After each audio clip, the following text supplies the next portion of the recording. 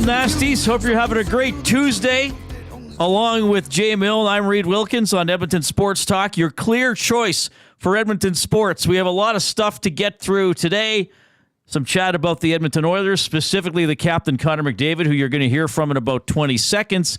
We will talk a little bit more about the Edmonton Elks. We had a great clip on this show from Jarius Jackson yesterday about what changed from Chris Jones being the head coach to him becoming the interim head coach. Oh, Gene Principe, one of the all-time greats in Edmonton broadcasting, one of the all-time great people in the history of humanity, is going to check in later on as well. Let's go to the Oilers skate from this morning, first of all. Once again, a group of them had a casual skate at the downtown community arena. Ryan Nugent-Hopkins joined them today. Connor McDavid answered some questions from the media today, and I asked him right off the hop, hey, so last week you find out that Leon Draisaitl signs that big extension. What are you thinking? He just sent me a text and let me know ahead of time, and obviously it's great. You know, I'm really happy for him and his family. Well deserved. He deserves every penny, and you know, happy he's here for a real long time. Yeah, it's exciting for him. It's exciting for the organization, the fans. Exciting for everybody. You know, something that he doesn't have to worry about. You know, doesn't have to answer that question or anything like that anymore. And you know, it's good for him. All right. So of course, Draisaitl, a year remaining on his current contract, so he was eligible to negotiate an extension. Next summer, Connor McDavid will be eligible to negotiate his own extension, and he was asked about that being on his mind possibly today. Yeah, it's something that I'm not going to worry about or really deal with. You know, it's a question that I'll answer once, and you know, and that's I'm worried about this year. I'm worried about being ready for the season. You know, both myself personally and the group, and that's where my focus is at. It's not on anything else. That stuff takes care of itself. You know, it's not something I'm worried about. All right, so a little bit from Connor McDavid earlier today, and we'll drop in some more comments throughout the course of the show. We're with you until 6 o'clock. He talked about Edmonton being a destination for free agents. He talked about learning some lessons from last year in that poor start that the Oilers had. Jay, he was obviously asked the obligatory question about his extension, obviously he's not thinking about it. I loved what he said. Yeah, those things have a way of working out. Yes, when you're an elite player, elite performer, he'll be fine. But he's not going to dwell on that all season long. Nor can he. I mean, the professional side of you or him would say, focus on the now, what's right in front of you. And that's, you know, what professional athletes, they have to deal with this. They have to expect that those questions will be asked. But they can also answer by saying, no, not thinking about it. This is about right now and what this team can do right now to remedy and make sure that they don't have the same start as they did last year. Which he will comment on. He did comment on earlier today. So he doesn't think too far ahead or about the future, but we can for fun, especially when it's September 10th. I think it's part of the job. And the Elks are on a bye week, and things are going pretty good with them, that we will have some Elks content later on. So here is a few things with McDavid, and we may weave this in throughout the show, and of course you can participate in this or any other topic that we have on the Paris Jewelers inbox, 780-218-9999. You can jump into the Nasty Chat on YouTube. You can always email Reid at EdmontonSportsTalk.com. I will have my off-topic topic in a few minutes. It's going to be it could be a heartwarming one, so we'll see. Well, you know, given that you pretty much told a bunch of our listeners yesterday pretty much they're idiots. Alienated the entire audience yesterday. I think you have to butter them up a bit here today, Reid. So let's see where this goes, okay? All right, so milestones for McDavid. We'll start with this one, and then you and I have an even bigger picture that we wanted to look at as well. But 1,000 points is looming. He needs 18. He has 982 points in his career. How quickly can he get it? Can he get it before the end of October? The Oilers play 11 games in October. 18 points in 11 games for McDavid is within the realm of possibility. How many points do you say he needs? He needs 18 for 1,000, and there are 11 games in October. Now, I'm just going to throw this out for you as a somewhat magical perhaps desirable scenario. The Pittsburgh Penguins are here on October 25th. Now, that's the Oilers' 8th game of the season. So he'd have to get over 2 points per game in an 8-game stretch, which he has done, clearly. It's not likely, but it's certainly possible. Could he get number 1,000 with Sid in the building? You couldn't put anything past him. He's a menace. He's a freak. I mean, what he does on the ice is something that I've never seen in person. I mean, there were those that got to watch Gretzky during the heyday. I was too young to necessarily remember it or certainly to see it live, but what you're watching here is historic. Now, his average points per game is 1.52 over his career. Right. Now, obviously, there's been stretches of higher, course. stretches of lower, but that's what the average is. So given that average, he would get this in the 11th game. Now, Right at the end of the month. yes. So there is still hope for this to be done in October, but the Pittsburgh game, given that it's the 8th game, that might be a bit amorous. He'd have to have a game along the way where he had a 4 or 5 point game. 4 or 5 point game, which They play Chicago, who probably still won't be very good. well, and their strength of schedule this year is one of the weakest in the NHL. So they could come out. Here's the thing: it just depends.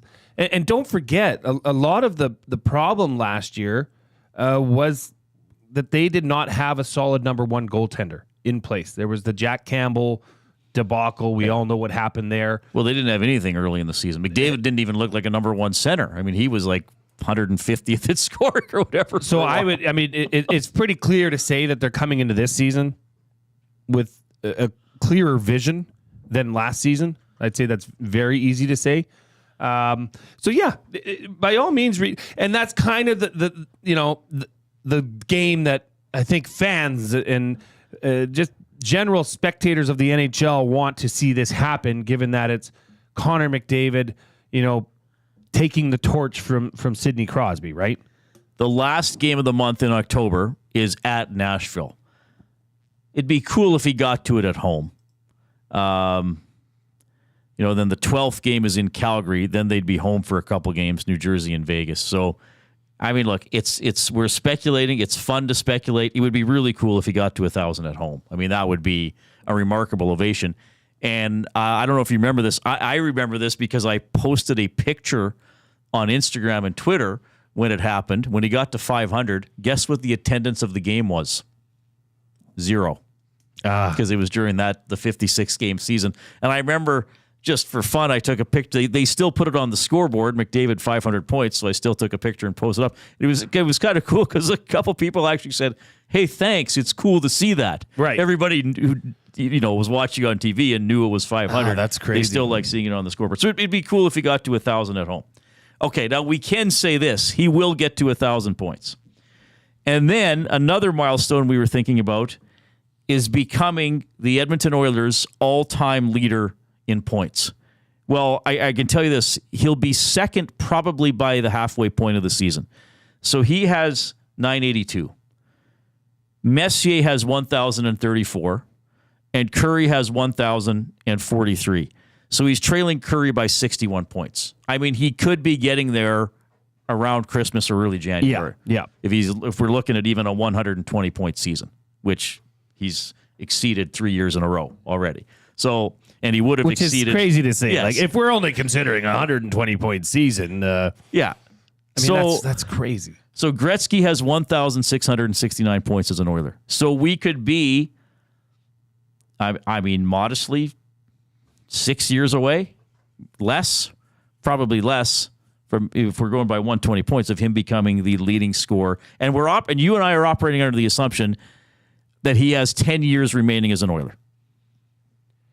And then say he retires. I'd say that's fair. I mean, that contract's up for renewal. Yeah. At 2020, the end of the 2025 season. So it's hard to know what he's going to do at 37. He'll probably get an 8-year contract. He could still be one of the best players in the NHL at 37. Knowing we don't him, know. it wouldn't surprise me. I mean, I just go off Corey Perry still playing. Pavelski retired. It was still one of the better offensive players in the league.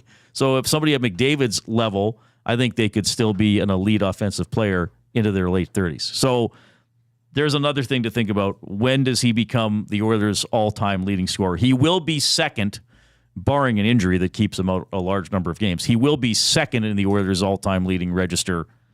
Again, probably by the end of January at the latest. Like probably by the time they break for that Four Nations face-off.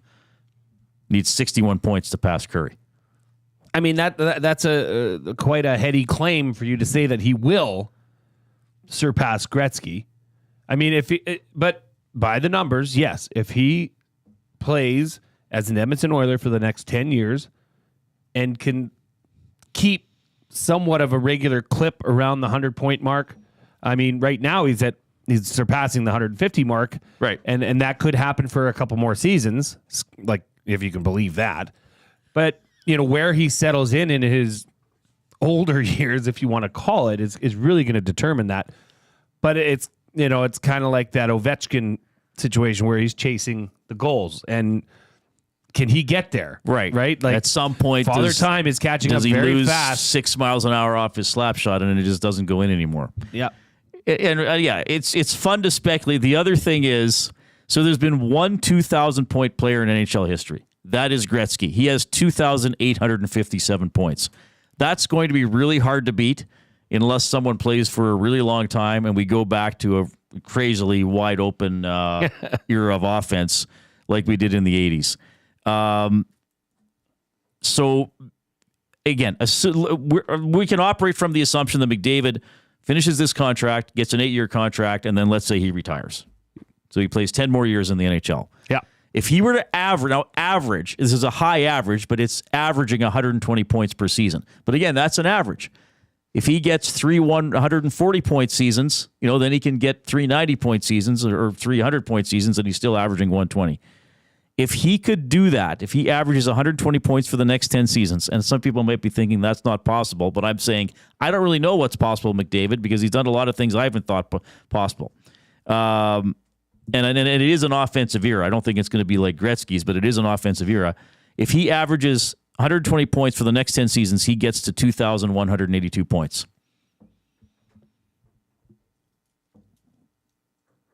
So that's almost 2,200. So he could get to 2,000 by, having some 110-point seasons.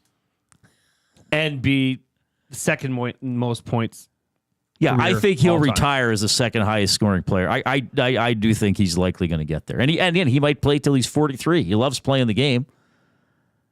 I mean, yeah, the second's pretty much the highest you're going to get. Right? We can agree on that. He'd probably have to play till 50 to have a chance to beat Gretzky and be one of the top 10 scorers in the league every year, even when he's 49.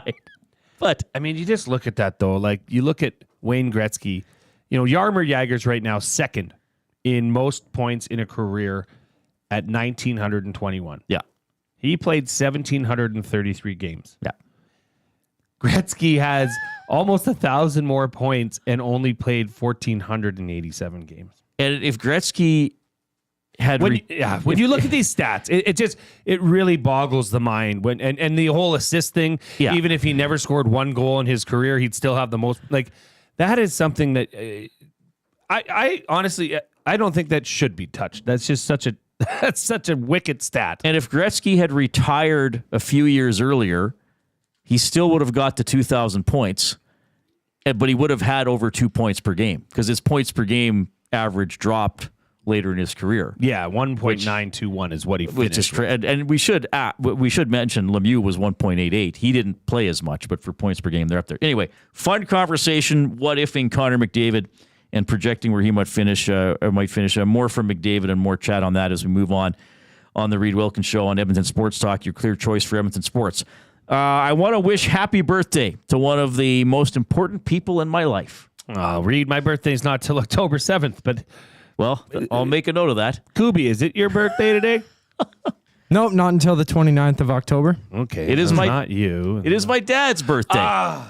It's a milestone birthday for him, so happy birthday. I saw my dad earlier today. He has not identified what he wants to do tonight yet, if anything, which is fine. If he'd sooner keep it low-key, that's fine, but certainly my mom and I are willing to take him out on the town or not take him out on the town, whatever he would like to do. But that leads me to my hopefully heartwarming off-topic topic for William Huff. Since 1952, William Huff has provided industry-leading advertising solutions for thousands of valued clients. Their unparalleled customer service, combined with decades of industry expertise and a desire to make every job the very best it can be, is what they call the William Huff Advantage. Visit their website at williamhuff.com or give them a shout, 780-454-4536. Simple one, off-topic topic.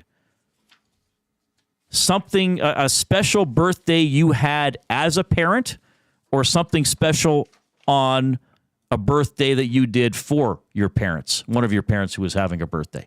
So either a special birthday you had as a parent, or something special you did for your parents on one of their birthdays as a child. You can share and don't just say, yes, I did something. Like, write in, hey, my dad had never tried a Big Mac, so I took him to the first McDonald's store in the United States, and that's where he had his Big Mac. Hopefully, maybe something a little more. Hopefully, a little more on the heartwarming side. I say that to bug my dad a little bit, because my dad hates McDonald's. So does my dad. Oh, he thinks it's garbage. Yes. Yeah, he's just disgusted that anybody would consume it. He's like, do not take your kids to McDonald's. We have learned that our fathers have something in common. That's awesome. And actually, I kind of don't disagree with him. But I digress. It's not my first choice unless you're in a pinch. And to me, you're always at some point you're going to be not in a sponsoring pinch. anything in the studio, are they? Yeah, look around, Reid. All of a sudden, Dustin's getting texts from the owner of McDonald's. What are these boys saying about my restaurants? And I'm always like, don't call McDonald's a restaurant.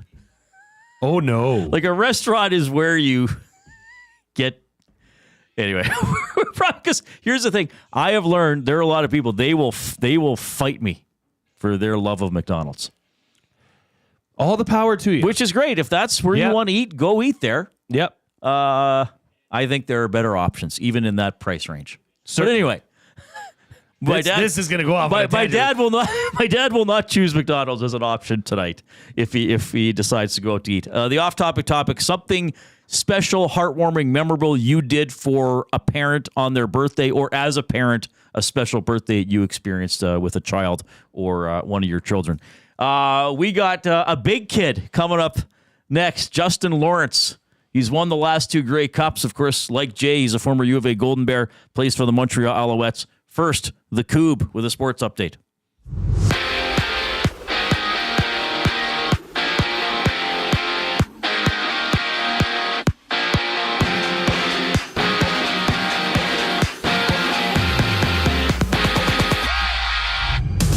Tyreek Hill's agent, Drew Rosenhaus, says that the Miami police officers who arrested Hill should be fired. Rosenhaus believes that, quote, the police officers that did that to Tyreek shouldn't be in that position. They should be let go. That, quote, they didn't treat him like a human being. Tyreek Hill is set to speak with the media Wednesday for the first time since the body cam footage of the incident has been released. Former Oiler Tyson Barrie has been invited for a professional tryout for the Calgary Flames. The 33-year-old defenseman had 15 points in 41 games last season for the Preds. Over in the fighting game, UFC lightweight champion Islam Makhachev has been ruled out for his fight against Arman Tsarukyan. The title fight was supposed to take place October 26th in Abu Dhabi, but has been since postponed.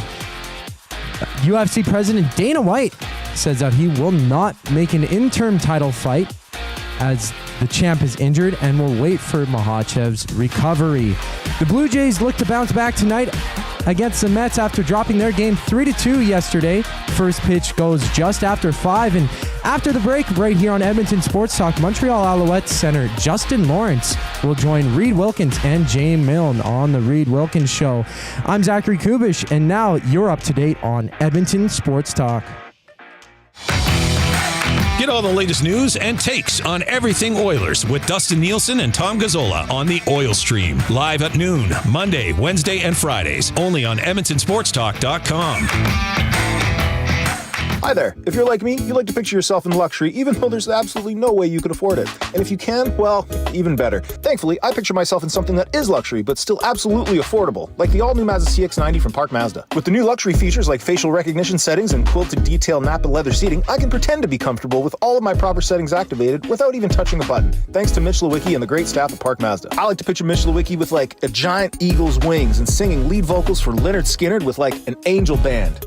and I'm in the crowd hammered drunk. Park Mazda, your dealer for life in Sherwood Park off Y Road, parkmazda.ca. At A&W, you can start the morning off right with a regular coffee and an egger of your choice for just $4.99. Bacon and egger or sausage and egger on a seeded bun or an English muffin? The choice is yours. But we know it'll be tasty either way. And to make matters even more delicious, this offer is available all day. But don't snooze on this deal. An egger and a regular coffee for only $4.99 is a limited time price. Available at participating A&W restaurants in Greater Edmonton. Get ready, Edmonton. The moment you've been waiting for is here. It's time to celebrate the best of the best with the Esties, as we honor everything from Edmonton Sports Talk's incredible first year. Join us on September 17th at Metro Cinema for an unforgettable night of excitement, laughter, and recognition. Tickets are just $10. Secure your spot by emailing matt@edmontonsportstalk.com. And after the show, let's keep the party going at Hudson's White Ave for the official after party. Mark your calendar, grab your tickets, and get ready to celebrate the best moments of EST. It's the Esties, September 17th.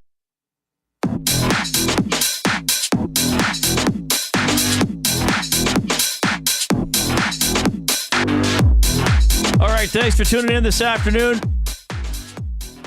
Edmonton Sports Talk, your clear choice for Edmonton sports, along with Jay Milne. I'm Reid Wilkins.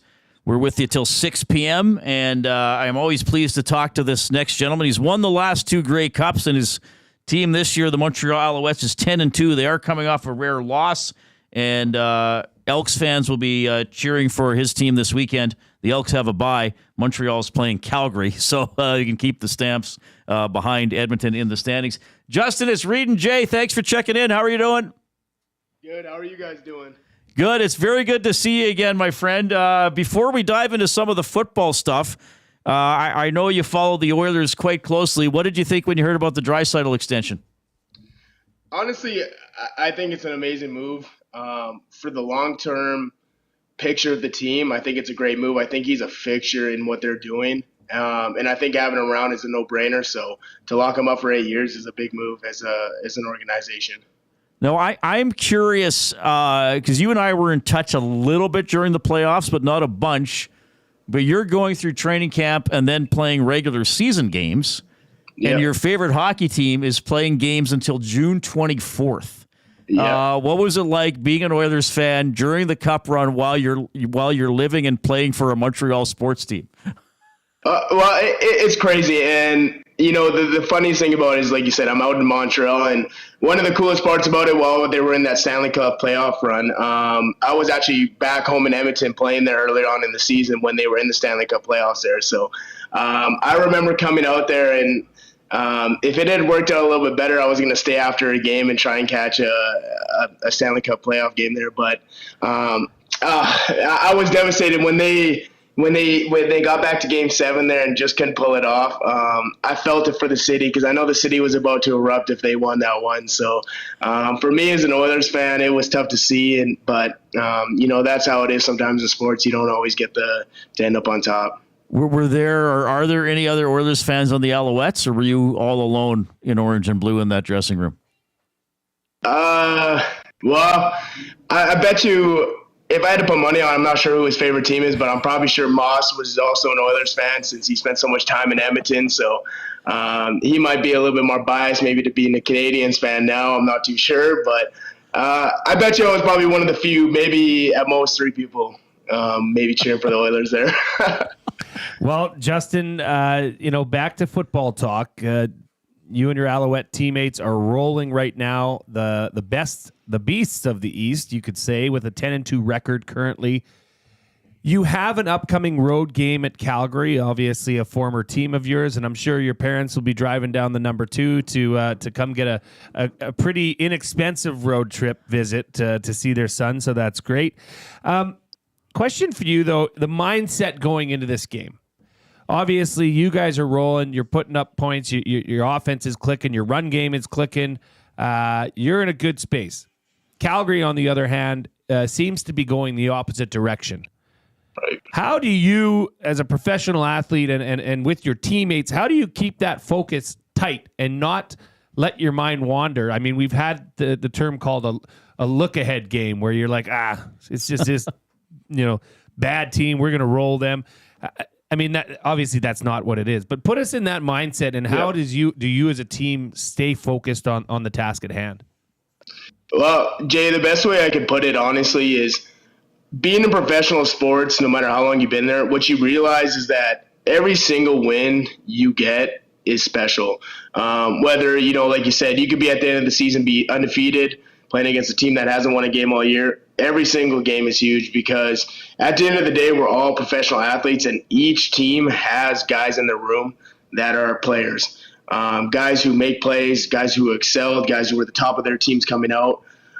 So at the end of the day, I think the biggest thing being a professional athlete is looking past the record of a team that you're playing. Because like you said, even for us, we're 10-2 right now, going to play Calgary. And like some people might say, that's a sleeper game. You guys aren't worried about them. Well, we are, because they're a talented team. And the thing is when Calgary's on, they're on, and they could be playing just as good as anyone. And that's anyone in this league, as we've kind of seen as the season's gone on. There's been teams that, you wouldn't expect to win have gone wins in any single week. So for us, it's just going to mentality that, this is just by the end of the week, we got to go 1-0 and take care of business, because at the end of the day, our end goal is getting to the Grey Cup. But the next step in doing that is locking up first in the East and getting a bye in the first round of the playoffs. So for us, this is as big of a game as any. Love it. Yeah, the mental mindset of a professional athlete is definitely shining through. So great to hear. Obviously you guys came a little bit under, out of nowhere last year. Maybe not nowhere, but you certainly weren't the favorites to go ahead and hoist the Grey Cup at the end of the season. You were rolling at the right time, and just that team seemed so cohesive. It seemed like the locker room was as gelled as could be.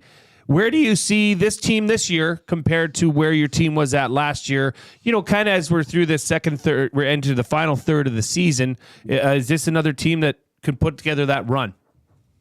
Yeah, absolutely. I think to start off the year, I think it was building off what we did so well last year. Because to be honest with you, going into the season, we didn't really have much changeover from last year's team. A couple pieces here and there. But for the most part, what it was new guys who were new last year, stepped into big roles last year, coming into the season a lot more confident, a lot more comfortable in the system, and a lot more comfortable with the teammates. So I think the big thing for us is we're just trying to, like you said, we're trying to reach those next steps. And like I said, the next step for us is we locked up the playoff spot, which was huge for us. Especially to do that so early in the season. But for us is to get to that first place in the East right now, because that is a big game changer when it comes to playoff time. The minute you go from 2 games to get a Grey Cup win to 3, it's an extra challenge. So, that's the biggest step for us is we just got to go into it and keep building off the performance we have. And like I said, we came off a tough loss last week. And as much as no one wants to lose, I think the biggest thing we're looking at as a team, and I know for myself as an individual, is, sometimes it's good to be, kind of kicked down a little bit and realize that, you got to get back up and keep pushing to get better. And I think for us, taking a loss sometimes as much as we don't want to, I think it was good for us in the long term. Hopefully we can learn from the mistakes that we had against the BC Lions last week. Well, it's funny you mentioned that. We were talking about this on yesterday's show, how the Golden Bears suffered I think a timely loss, given that it's this early in the season and it can be corrected, and you can still have the rest of the season to regain and get back that confidence as a team. But you said it best. I mean, as getting first place in the East guarantees that you get to play in front of those godforsaken air horns at Molson Percival Stadium in Montreal, or is it Vuvuzelas? I don't know what it is, but as a fan of the CFL, listening to those during the game is obnoxious. It's crazy how loud they are, and how do you deal with that? I mean, do they shut it down when you guys are on offense and raise it up when the other team's on offense? Yeah, absolutely. Honestly, I got to say our fans do a great job, and that's one of those things. They do. All the credit to them because they are true fans. It was it's crazy because I remember some of my earlier games of my career, like I said, when I was on the opposing sideline coming into Montreal and playing in those games. And I've told a couple guys a story of it. Back in 2019, I came out there to play against Montreal. And I remember being in the fourth quarter, we were down, and one of the coolest atmospheres I've seen. They had basically the lights off in the stadium. We were in the TV timeout. They were playing Mo Bamba, and they had the full lights were out, the bells were ringing, and I had chills being in the huddle. But the cool thing about being on the team now is that as an offensive player, I don't have to deal with those air horns at all, because I'm telling you, they do a great job. And that's why I always like saying they do a great job as fans, because when defense is on and a big moment is up, they are roaring out there. But the minute we get onto offense and we need to focus, we need to quiet, they're, like I said, you could hear a pin drop in that stadium, which is awesome. Justin, so you're 10-2. What really impresses me about you guys this year, and by the way, Jay, they kind of were out of nowhere last year. Justin and I have talked about that. Yeah. They were 6-7. I wanted to give them a little more credit. Maybe not out of nowhere. They were out of a little bit of mediocrity or perhaps uncertainty. Yeah, they weren't expected to win. Then they went on a roll, which, as Justin knows, surprised even me, which is fine. But this year, you guys have this record, and you didn't have your number one quarterback the entire time because Fajardo was hurt, and that's hard to win when you lose a guy at that position. So can you kind of take us through the performance of the offense and the quarterbacks who stepped in for Cody there? Yeah, a big thing we always preach on this team, we look at us and, like, for us is Montreal Alouettes, and that's one thing Moss does a really cool job of that I've never really had as a part of another team, is he really dives in the deep history of the Alouettes. And every single game, what we say is we're out there representing the 425 Squadron, which is what the Alouettes were named after. And so the way we look at it is we got the guys who are ready to go to war, or the guys on the 44-man roster ready to play in the game. And then we got guys on the practice roster who we call the guys being in the hangar. We don't have practice roster guys. There's guys in the hangar who are waiting for their chance to get out there. And that's been the cool part about this season. We were rolling hot at the beginning of the year with Cody, of course. When Cody's on and when he's playing his best football, man, I'm telling you, the guy really can't be stopped, and you see him do some special things. Unfortunately, as football happens, he got hurt. Davis Alexander stepped up, guy who's been around on the team for, I believe it's his fourth year out here. Finally getting his first opportunity to really start in the game. And he did an amazing job. And as a football player, and I'm sure you guys can probably contest to it too, when you see someone in sports finally get their opportunity and they take full advantage of it, that's a beautiful thing, because that's what sports is. You can work your whole life to get to that spot. You can do everything right. The biggest thing is when you get that opportunity, you got to make the most of it. And that's how you stick around in any league you're playing in. And for him, he did a great job. And the 4 games that he was taking over Cody's job, we didn't miss a beat with him. And I felt like we did a really good job with them. All season we've had receivers step in, and we've had a ton of guys step in those positions. I think that's a contestant to our team and the guys that we put into the locker room. I got to ask you, because, you are a special player, obviously, on the field. I have a special place for you in my heart because you are also a Golden Bear football alumni, was part of the Grove Street crew that came in. Yeah. And we had Mark Cordy on last Friday, and we'll have to get Ed Ilnicki on just to make the trio present on our broadcast. But you've played for Calgary. You've played for Toronto. You're now playing in Montreal. You've won Grey Cups with each of those 3 teams, which is phenomenal. That's very rare that an athlete has the chance to do that. But I got to ask you, because I know you're a big boy. You like to put some food down. Let's just be clear about Absolutely. that. You got to keep the weight up, being the offensive lineman. But out of those 3 cities that you've played in, which city has the best food and why? That's actually a great question. I might give you a reaction to each city, because they all have their special spots. Even better. So one of the things I loved about Calgary, I feel like Calgary, I'm one of those guys. I love smoked meat. I love barbecue food. One of my favorite barbecue spots of all time is out in Calgary. It's called Hayden Block. I'm going to be going there when we go down into town with my family, but I love that spot. Food-wise, I thought overall it was pretty good in Calgary. When I went out to Toronto, though, that was the biggest shock food-wise, because Toronto, what I found was you can get any kind of food humanly possible out there. The variety out there was super special, and that's what was cool about Toronto. As far as overall quality, though, I got to say Montreal has been really good for that. The cool thing about it, you spend enough time, and, that's maybe the thing. I only had a year in Toronto to kind of explore some places, but being out here in Montreal now for my second year, I've, tried a bunch of different spots. I'm telling you, I got probably 10 restaurants or so I can pass along to people. And I know it's going to be a great spot that they won't not like. So, like I said, they all got their special things. Calgary, like I said, the barbecue food out there was amazing. And I got that spot, and that's, kind of what I live by. Caesar Steakhouse was super good out there. You're making, and then, like I said, Toronto was just very good food, good variety. A lot of if you're into really fancy restaurants and stuff like that, that's your perfect place. Me, I'm not typically into that, but Montreal is kind of that in between a little bit. They got everything you can imagine, but they do a lot of stuff well. The barbecue restaurants out at the Japanese barbecue restaurants they do out here are super good. There's a sandwich shop called Bosa Sandwiches out here, and it is by far the best sandwiches you'll ever try. I think we struck a chord, Reid. That was good. And the Barbie Barn shut down in Montreal, didn't it? Which was a great barbecue place, I think. Oh, I didn't know that. Because Mortley and Dave always used to eat there. Well, Reid had a inkling that you would think Montreal was probably the best spot to grab, the best food, the best quality. Yeah. So I'm not surprised. Yeah. And I gotta clarify this. I think you're a 3-time Grey Cup champion, but I was telling Jay the Calgary one you speak of a little differently. Was I remembering that? Which you shouldn't, by the way. Jay thinks you shouldn't, but you explain. Yeah, about the Calgary Grey Cup. Yeah, it's just a different experience. It's one of those things when you're.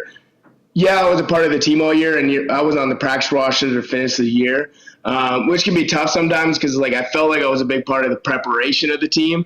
But it's tough when you're not on the field with the guys battling out to kind of get that Grey Cup. So that to me, I'm still very proud of that Grey Cup. But the one in Toronto and the one in Montreal, being a starter all year and being a starter in the Grey Cup, that just you can't really beat that feeling. Yeah. Okay. When are you guys flying out? Friday? Yeah, we're flying out Friday. We'll probably be in mid-afternoon. Okay. Well, yeah, Elks fans were mad at you guys because you won by 3 and by 4 against the Elks. But now I think people who treated gold are saying keep Calgary in last and the Elks can keep trying to move up. So, yeah, hopefully you guys have a good game on Saturday. Justin, I always love talking to you. I'm sure we'll talk again after the season, whenever that is for you. But thanks for making time. I know you just wrapped up practice a little while ago, too, so thanks a lot for making time for us. Hey, appreciate it. Thank you, Reid. Thank you, Jay, man. Always good talking to you guys. Like I said, we'll do our best to get you guys a win on Saturday against Calgary. So that looks a little better. There we go. Montreal Alouettes Center Justin Lawrence, and, of course, like you, a alum of the U of A Golden Bears football team who's having a great CFL career. You know what I just love? I just love talking to different athletes from different sports, from across the nation. You just get a sense that, because we were talking about it last week where, our NHL players put out there enough and do, right. And when you talk to a fella like Justin Lawrence, you talk to Mark Cordy, you really get the sense that these are some of the finest young men that are out there, and they just love the sport they play. And I know both their families through University of Alberta, and let me tell you this, it's not hard. I guess I can tell you why that kid is like that. Right. Because he comes from an exceptional family. So does Ed Ilnicki. So does Mark Cordy. So does so many of these athletes that get to that higher level because they need that support from their family. And the Lawrence family is one of a kind, as is the Cordys. Yeah. If you go to a tailgate, it's hard to miss any of them. So there's a lot of Cordy jerseys in my section. Yes, at Commonwealth, which is nice to see. And it's family, extended family, friends. They really go out and support. So awesome to hear from him. That was great. And Justin Lawrence, he's always smiling and happy. Yeah, does he pancake guys? And then, yeah. I just crushed you there, buddy. Hey, I'll see you next play. That's the best feeling in the world. Why wouldn't you be happy? That's awesome. That is euphoria for an offensive lineman.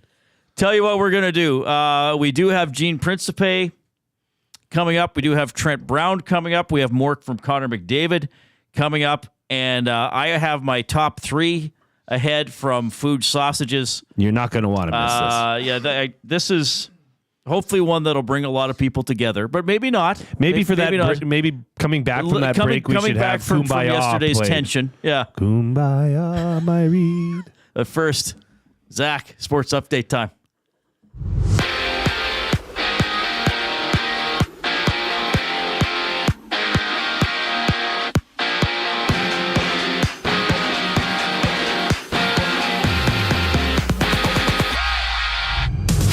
Tyreek Hill's agent Drew Rosenhaus says that the Miami police officers who arrested Tyreek Hill should be fired. Rosenhaus believes that, quote, the officers that did that to Tyreek shouldn't be in that position. They should be let go. And that, quote, they didn't treat him like a human being. Tyreek Hill is set to speak Wednesday for the first time since the incident, since the body cam footage of the incident has been released. Former Oiler Tyson Barrie has been invited for a professional tryout to the Calgary Flames. The 33-year-old defenseman has 15 points and 41 games last season for the Preds. Staying in Calgary, the Stampeders quarterback Jake Maier is taking first-team snaps after being benched last week against the Elks. Maier has just 2 touchdowns and 5 interceptions in his last 3 starts. The Blue Jays look to bounce back against the Mets today after dropping their game 3-2 yesterday. First pitch goes just after 5. In the fight game, UFC lightweight champion Islam Makhachev has been ruled out for his fight against Arman Tsarukyan. And the title fight was supposed to take place October 26th in Abu Dhabi, but has been postponed. And Dana White said that he will not book an interim fight in the meantime and will wait for the champion to recover. After the break, it'll be Reid's Top 3 here on the Reid Wilkins Show. You're listening to Edmonton Sports Talk. I'm Zachary Kubish, and that was your EST update. Get to know the winners, props, plays, parlays, and more with Nielsen and Hustler. Weekday mornings at 11 on The Lock Shop. Only on EdmontonSportsTalk.com. Few of us can say that we're over 60 and still hot, but Mr. Mike's Burger can. And to celebrate over 60 years of Mr. Mike's famous burger, you're invited to taste history for only $8.99 at Mike Burger Madness. Savor the original flame-grilled Mike Burger on their signature garlic French loaf for a limited time. Dine-in only price of just $8.99. Sides extra. It's Mr. Mike's Mike Burger Madness, and you'd be mad to miss it. Offer ends September 30th. Eat locally, enjoy casually. At Mind 360, we invite you to embark on your mental health journey in a safe and comfortable space. Conveniently located in St. Albert, Mind 360 has a diverse team of experienced clinicians that offer a broad range of tailored services for children, adults, and families. Furthermore, we are very proud to serve our military, veterans, and first responders. If you're looking for counseling, treatment, or assessment, understand that you are not alone. Contact Mind 360 at mind360.ca to book an appointment today. Hey Edmonton, ready to take advantage of lower rates and better pricing? South Fort Chevrolet in Fort Saskatchewan has you covered. From rugged trucks to sleek SUVs. And with over 40 years in business, you can trust that you're getting the best deal on your new ride. As the proud title sponsor of the Nielsen Show, EST listeners can drive a little to save a lot with South Fort Chevrolet's transparent pricing and down-to-earth sales team. Visit us today in Fort Saskatchewan or online at southfortchev.com.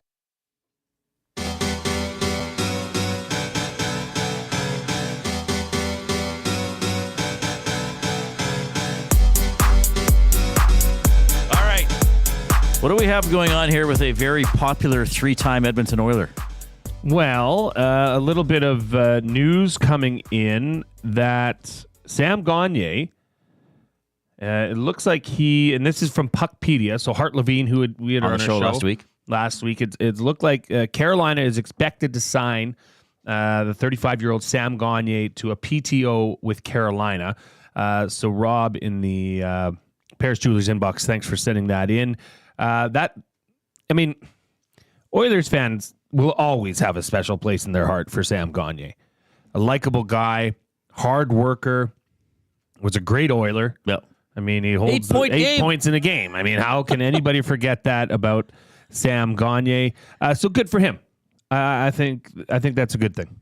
The off-topic topic, a memorable, heartwarming birthday you had as a parent or a special birthday where you did something for a parent? Yes, keep them coming in. I'll be gatekeeping these. But Rob the plumber says, "Hey guys, my wife and daughter share the same day. When my wife turned 25, our daughter turned 1. We had a very large family barbecue at Rundle Park. Love the show, Rob the plumber. Love to see that, That's a cool Rob. story. That's a good one. Scalding Gourd. I gave my parents a trip to my father's Ontario hometown. He hadn't been home since hospital. A mother died over 20 years earlier. He talked about it for 10 years until he passed." Oh, wow. That's cool. Thanks for sharing that. Yeah, that you know, those are the memories that you'll just never forget.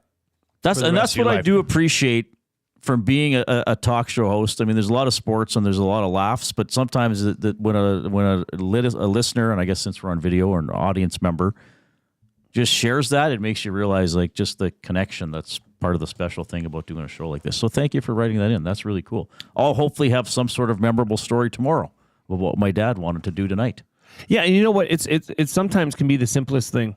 You know, it doesn't have to be a big production. I mean, it could be, but it doesn't have to be. Like, we're quite blessed as a family to be able to get together. Other than my oldest brother and his family, everyone else is in Edmonton and area. So every 2 weeks we have a Milne family supper at. Oh wow, that's amazing. One of this past Sunday it was at my sister's, and it's great to see and catch up with your nieces and nephews. Obviously, my parents are there always, and your brothers and sisters, and it's easy to take that for granted, but it is very special to have that ability. A lot of families are quite far apart, so keep those coming in.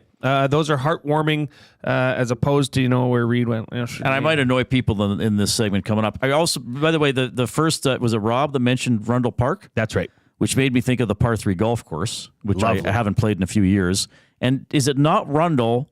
Maybe someday I'll have to do top 3 things in Edmonton I want to try. Isn't Rundle have the disc golf? They sure do. Have you done that? I have not.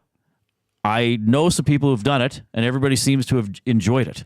It is a popular sport. Actually, the Kubi man here and YTT, they are disc golfers. Right? I didn't know that. Well, Trev is huge into it. He almost likes it more than, I guess, regular golf. We've had people on the show who are disc golfers. There's even one down the road. Me and Trev have gone there down the road, but there's a course in the neighborhood here? Yeah, just in Mayfield? 2 blocks around here. Oh, wow. Oh, yeah. It's in like the heart of the industrial area. Yeah, there's a it's disc way out of the way. Wow. Yes, it is weird. Okay, well, but the Rundle one, like when you drive through Rundle, you can see the nets, kind of, right? Baskets, but no the big baskets. deal. Sorry. See, I don't even know the terminology, but I would guess it'd be certainly less frustrating than conventional golf because you're probably not going to lose your disc. Right? We're not going to have to spend 5 minutes.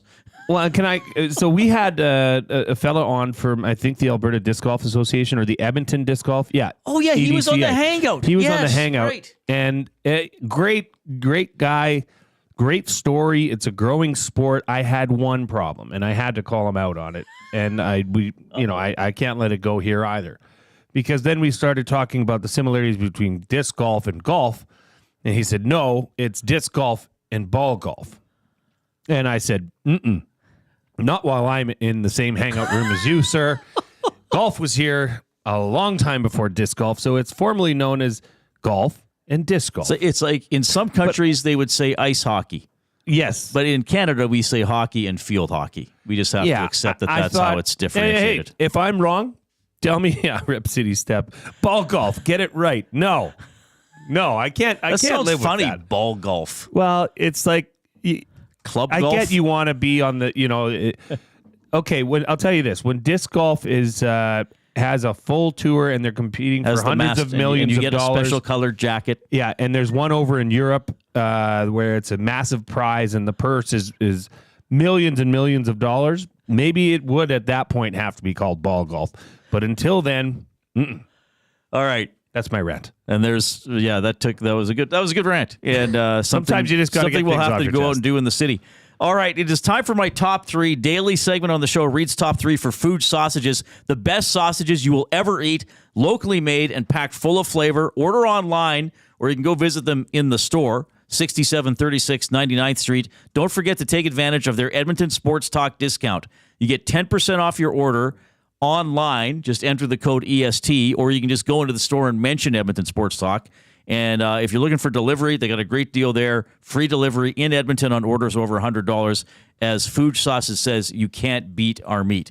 So yesterday I had my top 3 pet peeves from the weekend of football. And I peeved off people about something I was peeved off about. So I thought, let's try to maybe unite people today. Though I don't know if this is going to work. We never know how stuff's going to work. Like I've always said with the off-topic topics, someday you might get 200 replies to it. Some days you might get 2. We just roll with it. We're getting a few today, which is fun. But my top 3 today is top 3 annoying fan habits we can all agree on, probably in brackets. Probably. I'm fairly confident that most people would agree these are annoying fan habits. Or even if they don't totally agree, they will think, well, I can see why you would say that. I'm pretty sure number 1, and then I don't put these in any sort of order of magnitude, but the one I'm starting with, I'm pretty sure the one that I'm starting with, everybody will be like, yeah, that's annoying. The glass banger in hockey. Yeah. You know, I'm going to say the guy because I would say it's pretty much always a guy who's like, well, there was the one guy behind the net this year in the playoffs. The Vegas guy. Yeah. Yeah, he's like a professional glass banger. Which is, of all the professions you should be steered away from, like somebody in your life has to intervene. This one's going to go off, Reid. I know it is because this is not far-fetched. This is very serious. This is a problem. For hockey fans. Hockey fans. And especially, though, like, it's equally as much of a problem for those viewing as it is for those that are in attendance at the rink. If you're behind one of these people, right? If you can call them even that, I don't know. If you're behind one of these barely beings, human people that just feel the desire to bang the glass every time there's a puck near them for no or even not even or a like, scrum like what? Oh, so the player on the other team, on the visiting team, is going to stop however he's engaged with his opponent and go take you on instead? Is that what you want? Or you're going to distract him to the point where, oh, someone's bagging the glass. I better look. Well, I'm trying to fight this other 200-pound guy. Actually, I think Yag Welder guy just chimed in the nasty chat. I think that is correct because he said there was a guy in Dallas too. Yeah, it was Dallas the one I was thinking of because it was during the Oilers series. And he's like a trust fund guy that's got a lot of dough. And he got into it with some other media types, and he'd always have a provocative-looking young lady sitting beside him to encourage more cameras towards him.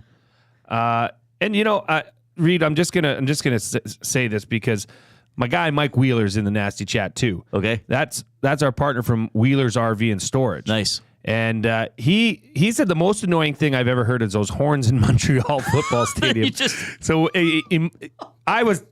I just told Justin Lawrence, center for the Alouettes, how annoying those things are, and it is annoying. Like to watch that during a broadcast. Yeah, it is awful. But it works for them. It works for them, and you know what else works for Wheeler's RV? You buy 6 months, you get 1 month free. Yeah, they're great. They are to have them on board. They have massive driving lanes too. I've been out there. It's like no other RV storage I've ever seen. Gated access, keypad access, massive areas so you can back in your units. It's great. And from what I understand, he's filling up. So if you did want to get in on that, check out Wheeler's RV. I guess the one thing about the people who bang on the glass, and I've never sat down by the glass, certainly maybe at Claire Drake I have, probably at some point, never for an NHL game. But I mean, maybe it's irresistible. I guess I'm trying to justify it maybe for the people who do it. Like maybe when you're down there, you're that engaged in the game, you're that fired up, you want the team you're cheering for to win so much. Maybe you just can't help it. Instead of clapping, it's another thing where it's like, how can I make more noise? Oh my God, I better bang on the glass. But I would think it annoys most people. I don't know if anybody's going to come to the defense of the glass bangers. It is fair to say you've struck a chord here, Reid. You've hit gold. Nobody's like, wait a minute, I'm a glass banger. No, you're limiting my rights. Even before you said this, Timber Woodsman was in glass banger. Brent Piskilewicz. Oh, I'm gonna Brent. Brent. We're gonna go with Brent P. Banging on the glass. Number 1. Scalding gourd. Glass banging is bad unless you. No, can't read that one. Oh my God. Well, he's referring to the lady that was sitting beside the glass going. banger in Dallas. Yeah. Glass banging. Great one. Great one. So there's a lot of other ones. So let's get to people are number suggesting 2. their own. This is great. Okay, so I can, after 4 o'clock, sorry. No, I don't want to get to them because I want to see if they're part of your list. Yes, I'll finish mine and then we'll bring in other people's. Okay, I'll start compiling the list here. Because I had trouble picking a third one because there were a few different options and I didn't want to because my second one is mostly hockey related too. Okay, then just say it right now because I think it's popping off here. Oh, you want me to say it right now? No, I'll say it after the 4 o'clock update here. Okay. So we got a break. We got Zach. We got more of my top 3 for fruit sausages. Gino's still ahead. Trent Brown, more for McDavid. It's Edmonton Sports Talk, your clear choice for Edmonton sports. Get to know the winners, props, plays, parlays, and more with Nielsen and Hustler. Weekday mornings at 11 on The Lock Shop. Only on EdmontonSportsTalk.com. If you've been injured in a car collision, let James H. Brown and Associates, Alberta Injury Lawyers, protect your interests. They'll be there every step of the way to help answer your questions and help you get your life back on track. Trust Alberta's precedent-setting injury lawyers with their unrivaled experience, unrivaled results, and unrivaled commitment. When accidents happen, call James H. Brown and Associates, Alberta Injury Lawyers, 780-428-0088, or go to jameshbrown.com. Conveniently located 10 minutes west of St. Albert, Wheeler's RV Storage will provide you with safe, secure storage for your RV, boat, or whatever you need to store. Open 7 days a week with gated keypad access and extra large stalls. Now is the time to take advantage of their limited time offer. Buy 6 months and get 1 month free. Now's the time to go to WheelersRVStorage.com. That's Wheeler's RV Storage. Safe, secure storage. Visit them today at WheelersRVStorage.com. Fuse Sausage makes their meat with nothing but the best local ingredients. From chicken, beef, and pork, their gluten-free sausages are packed with flavor. Get your 10% discount when mentioning Edmonton Sports Talk in store at 6736 99th Street or use the code EST when shopping online at fusesausages.ca. Plus, you get free delivery on orders over $100 or more. Find them at 6736 99th Street. Fuse Sausage. You can't beat our meat.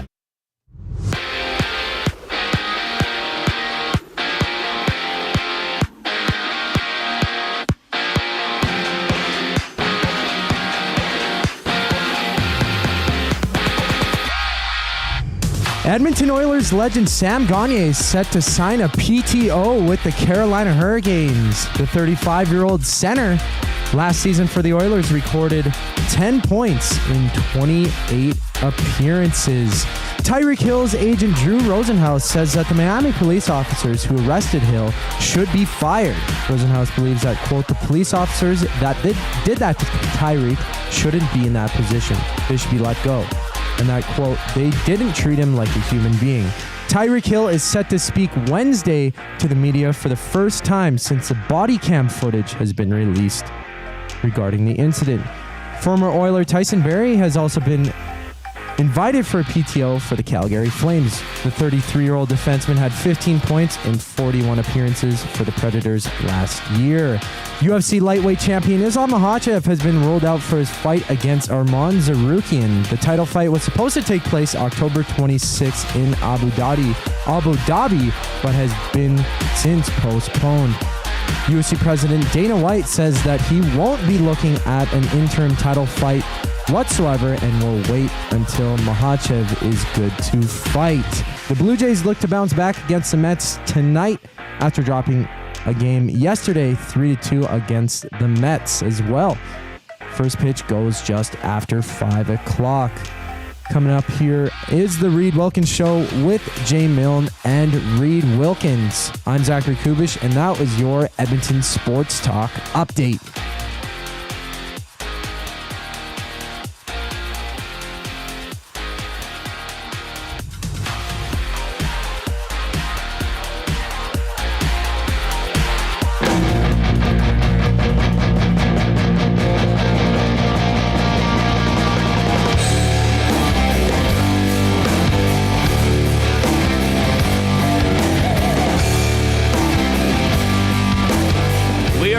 James H. Brown studio. James H. Brown Personal Injury Law Firm, the heavy hitters of injury law. With over 200 years of experience, James H. Brown will get you the settlement you deserve. Visit them online, jameshbrown.com today. Book your private consultation. Trent Brown from James H. Brown, a Double E alum, will be joining us in about 20 minutes for some Elks chat and to react to being named to the 1990s Elks All-Decade team, and also an interesting comment we had from head coach Jarius Jackson on this very show yesterday. Jay Milne. All right, so we're in the middle of presented by Food Sausage, my top 3 most annoying fan habits that we can all probably hopefully agree on. And you know what we can all agree on? I'm gonna cut in here because Okay. I think it is substantial. Round of clicks for old Kubi Burger over there. Way to go, Zach. Doing a good job, Zach. Those that are listening know. Those that are watching definitely know. Zach just took care of a little bit of a problem we were having in the nasty chat. Oh, okay. He's the man. Zach, you're on the ball. Had a boy. The people spoke and you listened and you dealt with it. Thank you, Zach. Oh, the people were speaking, and whoever was in the nasty chat was trying to speak, but now I shut them up. That's okay. So number 1, pretty much the consensus, glass banger is pretty annoying in hockey. Terrible. Now, I'm going with a hockey thing in number 2 as well. And I should preface this by saying I think it's at the point that now when this is done, it is done almost ironically, especially in this market, because the Oilers now have one of the best of these of all time. And I think people realize it doesn't need a lot of advice. But this is the people who yell shoot when the team's on the power. You thought I was going there? Everybody did. Okay. Everybody said if shoot is not number 2. The hockey fans who yell shoot when the home team, this is not limited to Edmonton fans, when the team is on the power play. Now again, I think it's at the point when Oilers fans do it, it almost might be being done comically, because they realize this is a power play that scores about a third of the time. And if they're not shooting, they're probably doing it on purpose to look for the perfect shot. I know sometimes this power play has mini slumps, but I think this is one that would annoy probably most people to some extent. I think it is on par for this topic, because it is, especially in Edmonton. I think they know what they're doing. Yeah, I think they're just trying to work it around to set something up. Yeah, and I realize, and of course, it can be frustrating, of course, especially in a tight game. And on the power, it usually comes when you're on the power play. Right, and sure, there might be 2 or 3 times in the upcoming season the Oilers lose by a goal and go 0 for 4 on the power play or 0 for 5, but it probably won't happen often. And I know, my former colleague Rob Brown would always say, Bush should just shoot all the time because he's going to score or hurt somebody on the other team or break a stick. Well, there's that too. There's the odd time where you might think, I wish Bush just would have fired that, but they're setting something up on this team. But again, in general, even if you're the fan of an NHL team or a hockey team in general that has a 10% power play, yelling shoot probably isn't going to influence their tactics. Well, for one, it's not. I honestly don't know how much they can hear of that, anyways. It's white noise. Yeah, and it's kind of like they know that's an option. They know they know eventually they're going to have to do that to score a goal. I don't think an NHL player would ever be stick handling the puck on the right wing on the power play and hear shoot and be, oh yeah, forgot about that. Oh my gosh, I thought this was a snappers only league. Maybe you'll try that. Gosh. It's going to send a hot pass across the crease. So some people were jumping in with that before I even got to it. The people who yell shoot on the power play. Yes. The fans who yell shoot on the power play. It was by far and away the number 2. Right. But again, I think now sometimes people do it. Oh, it's a minute into the power play and they haven't scored. I'll yell shoot just to make people in my section laugh. I think there's some of that now. I think. Well, and a little bit of a praise report here. Brent, who I'm now going to know his name, is Pisklavich. Okay. He sent it in phonetically for me. Banging on the glass was his number 1.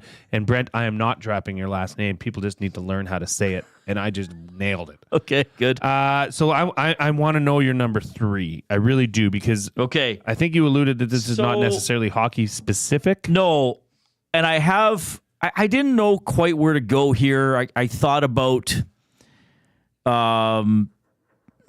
cheering at inappropriate times, but that was kind of what I was talking about yesterday. And I realize sometimes when people say this, it's out of frustration. So I should preface that. I know sometimes something will happen in a game, your favorite team will fail, and you might blurt out what I'm about to say, but deep down you don't mean it. You're just frustrated. But I know, and especially from doing Overtime Open Line for 11 seasons, there are people who really believe this, whether it's hockey or another sport. You see an athlete fail, I would have scored there. Oh. I could have struck that guy out. Oh, I could have got on base. Oh, I would have caught that. I got news for you. Unless you're someone who played at Jay's level or higher, secondary sports or higher. Like, at least if you said to me, I probably could have picked that off. I might be like, Jay had played high-level football. In a former life. Or you would at least admit when you were young. Now, when I was younger, I probably would have made that play, sure. And maybe I'm saying this as someone who hosted a call-in talk show, but I would have scored there. Or, there was a tough catch last night in the 49ers game. Brandon Ayuk, I think, in the end zone, kind of half dove for one, and it kind of hit here. And though that's a challenging catch, but you expect an NFL player to make it. Yes.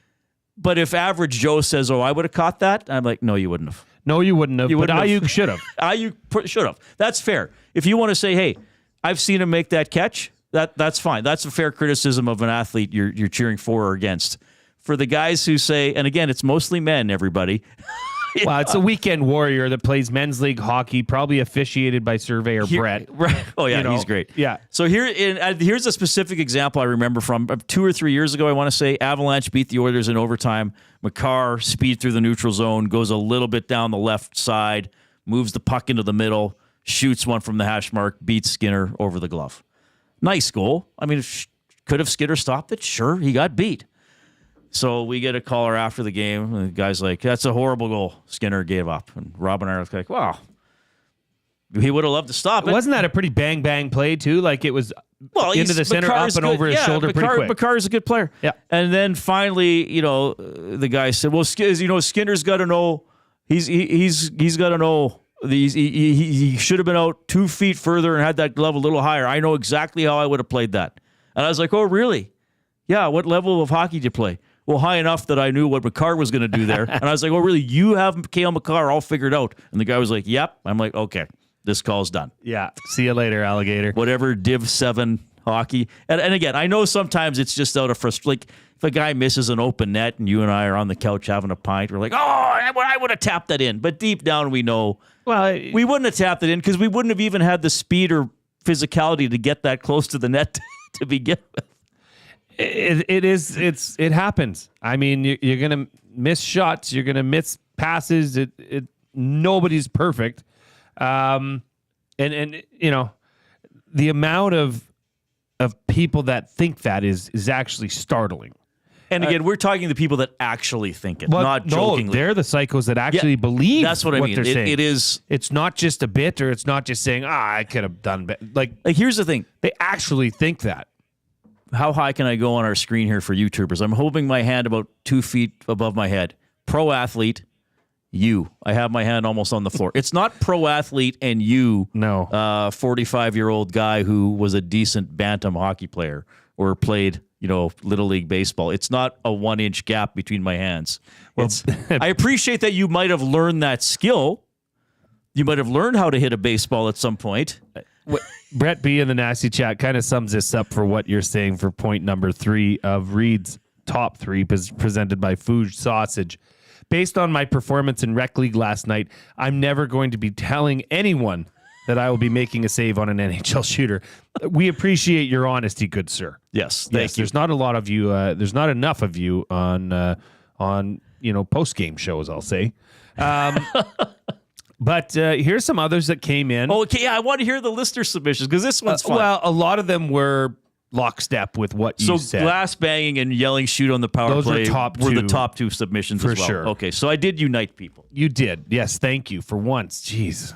It's a little hot under the collar yesterday, but this is a different Reid. It's his dad's birthday. Maybe he's just in a good mood, This comes in from Bill. I can't stand watching a hockey game and the clowns that think they need to stand up to be on camera blocking the view of the game. The people that turn around when the play's in one of the zones. Yeah, we've all seen that. That's a great one, Bill.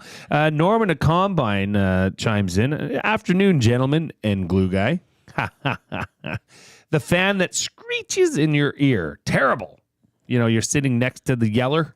Oh, they turn to you and yell right in your ear. Yeah, okay. Or the whistler. Yeah. Let's see here. Oh, yeah, this was from Grumpy Cat. I kind of like this. Number 1, fans yelling shoot. Number 2, fans yelling shoot. Number 3, fans yelling shoot. It's good. It's good.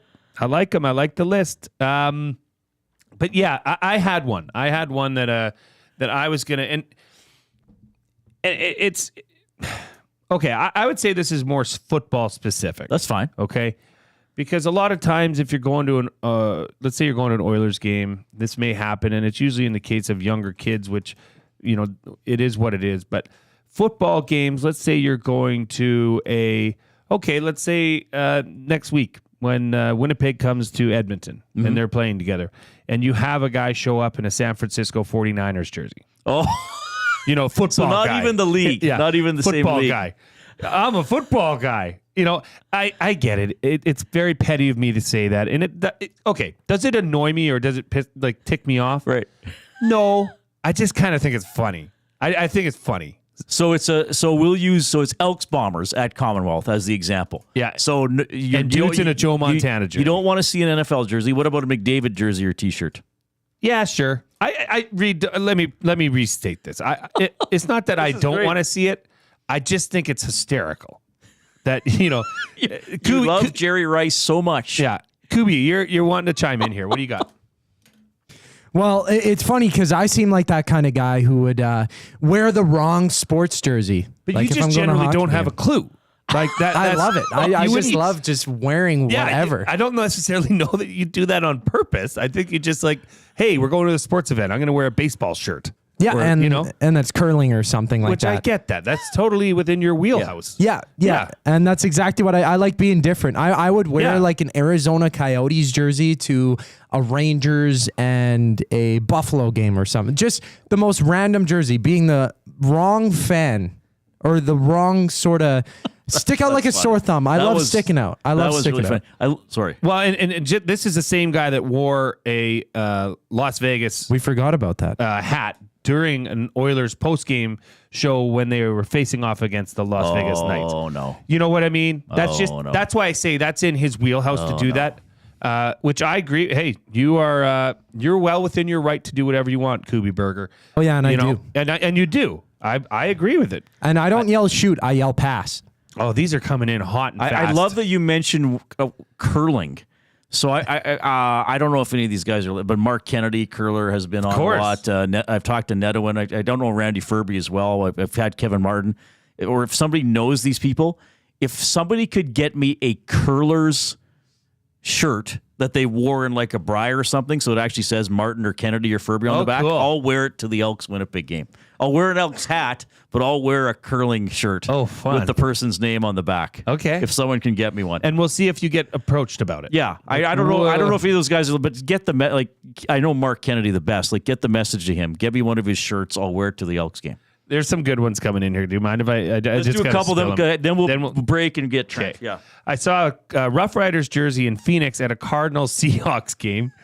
My wife wore a Sharks jersey to a Wild Oilers game. And then there's this one here. I saw 2 basketball jerseys in Section W. I don't mind. This comes in from Uncle Jesse. I don't mind that as much because maybe you're just wearing a tank top because it's hot out, which it was. So, but you still want to be in the sporting atmosphere. The guy that wears a jersey to a hockey game when the team is not even playing there. Justin of Balgoni, who makes a great point. This could have easily been on the top 3. The people who lean forward during the whole game. Oh, I know. Yeah, and me as a shorter person, I never like that. I'm spoiled. Well, Elks, I sit in the stands. Oilers, I've been in the press box. It's just, it's tough. And then what are you supposed to be, the guy, the jerk that says hey, can you sit back? Yeah. I usually just deal with it, but it is. And, if it's your first game and you're excited, and especially kids. Like kids will always get a free pass, but if you're just talking the whole time and you're blocking one of the nets. No. We got some fun submissions. We will try to work some of those in as well. With the off-topic topic, a memorable birthday you shared either as a parent or with a parent. Trent Brown is always memorable. He'll react to the Double E doing a lot better lately. It's the Reid Wilkins Show on Edmonton Sports Talk.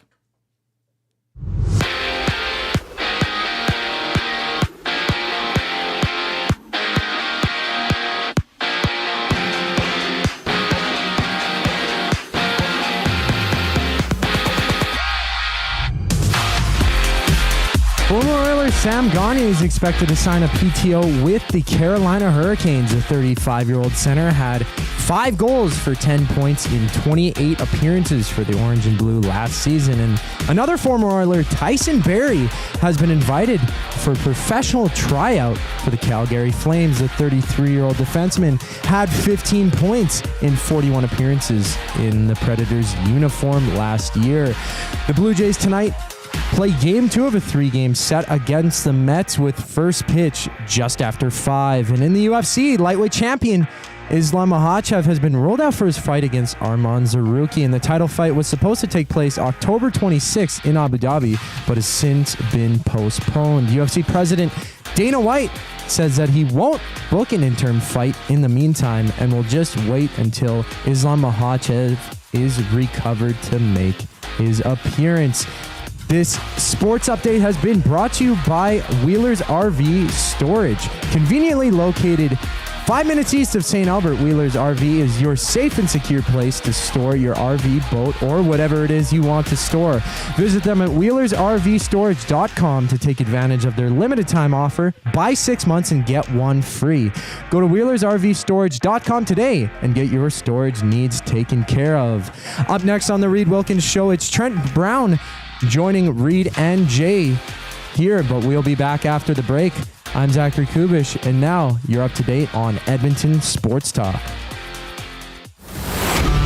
Get all the latest news and takes on everything Oilers with Dustin Nielsen and Tom Gazzola on the Oil Stream. Live at noon, Monday, Wednesday, and Fridays, only on EdmontonSportsTalk.com. Since 1952, William Huff has been the heartbeat of Edmonton's advertising world. From humble beginnings to a citywide powerhouse, we've been the go-to for print, design, and installation. Partnering with Edmonton's top sports franchises and major events, we've helped shape the city's global reputation. Our secret? Unmatched customer service, decades of expertise, and a passion for excellence we call the William Huff Advantage. For advertising solutions that stand out, choose William Huff. Visit us at williamhuff.com. Few of us can say that we're over 60 and still hot, but Mr. Mike's Burger can. And to celebrate over 60 years of Mr. Mike's famous burger, you're invited to taste history for only $8.99 at Mike Burger Madness. Savor the original flame-grilled Mike Burger on their signature garlic French loaf for a limited time. Dine-in only price of just $8.99. Sides extra. It's Mr. Mike's Mike Burger Madness, and you'd be mad to miss it. Offer ends September 30th. Eat locally, enjoy casually.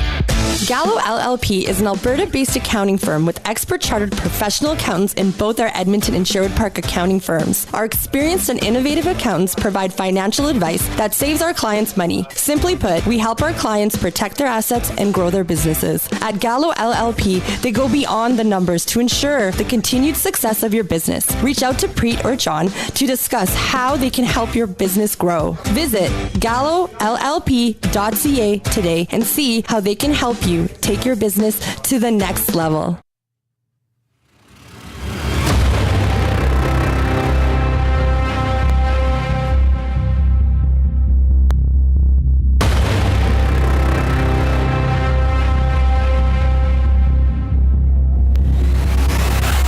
The musical intro that is not Chariots of Fire.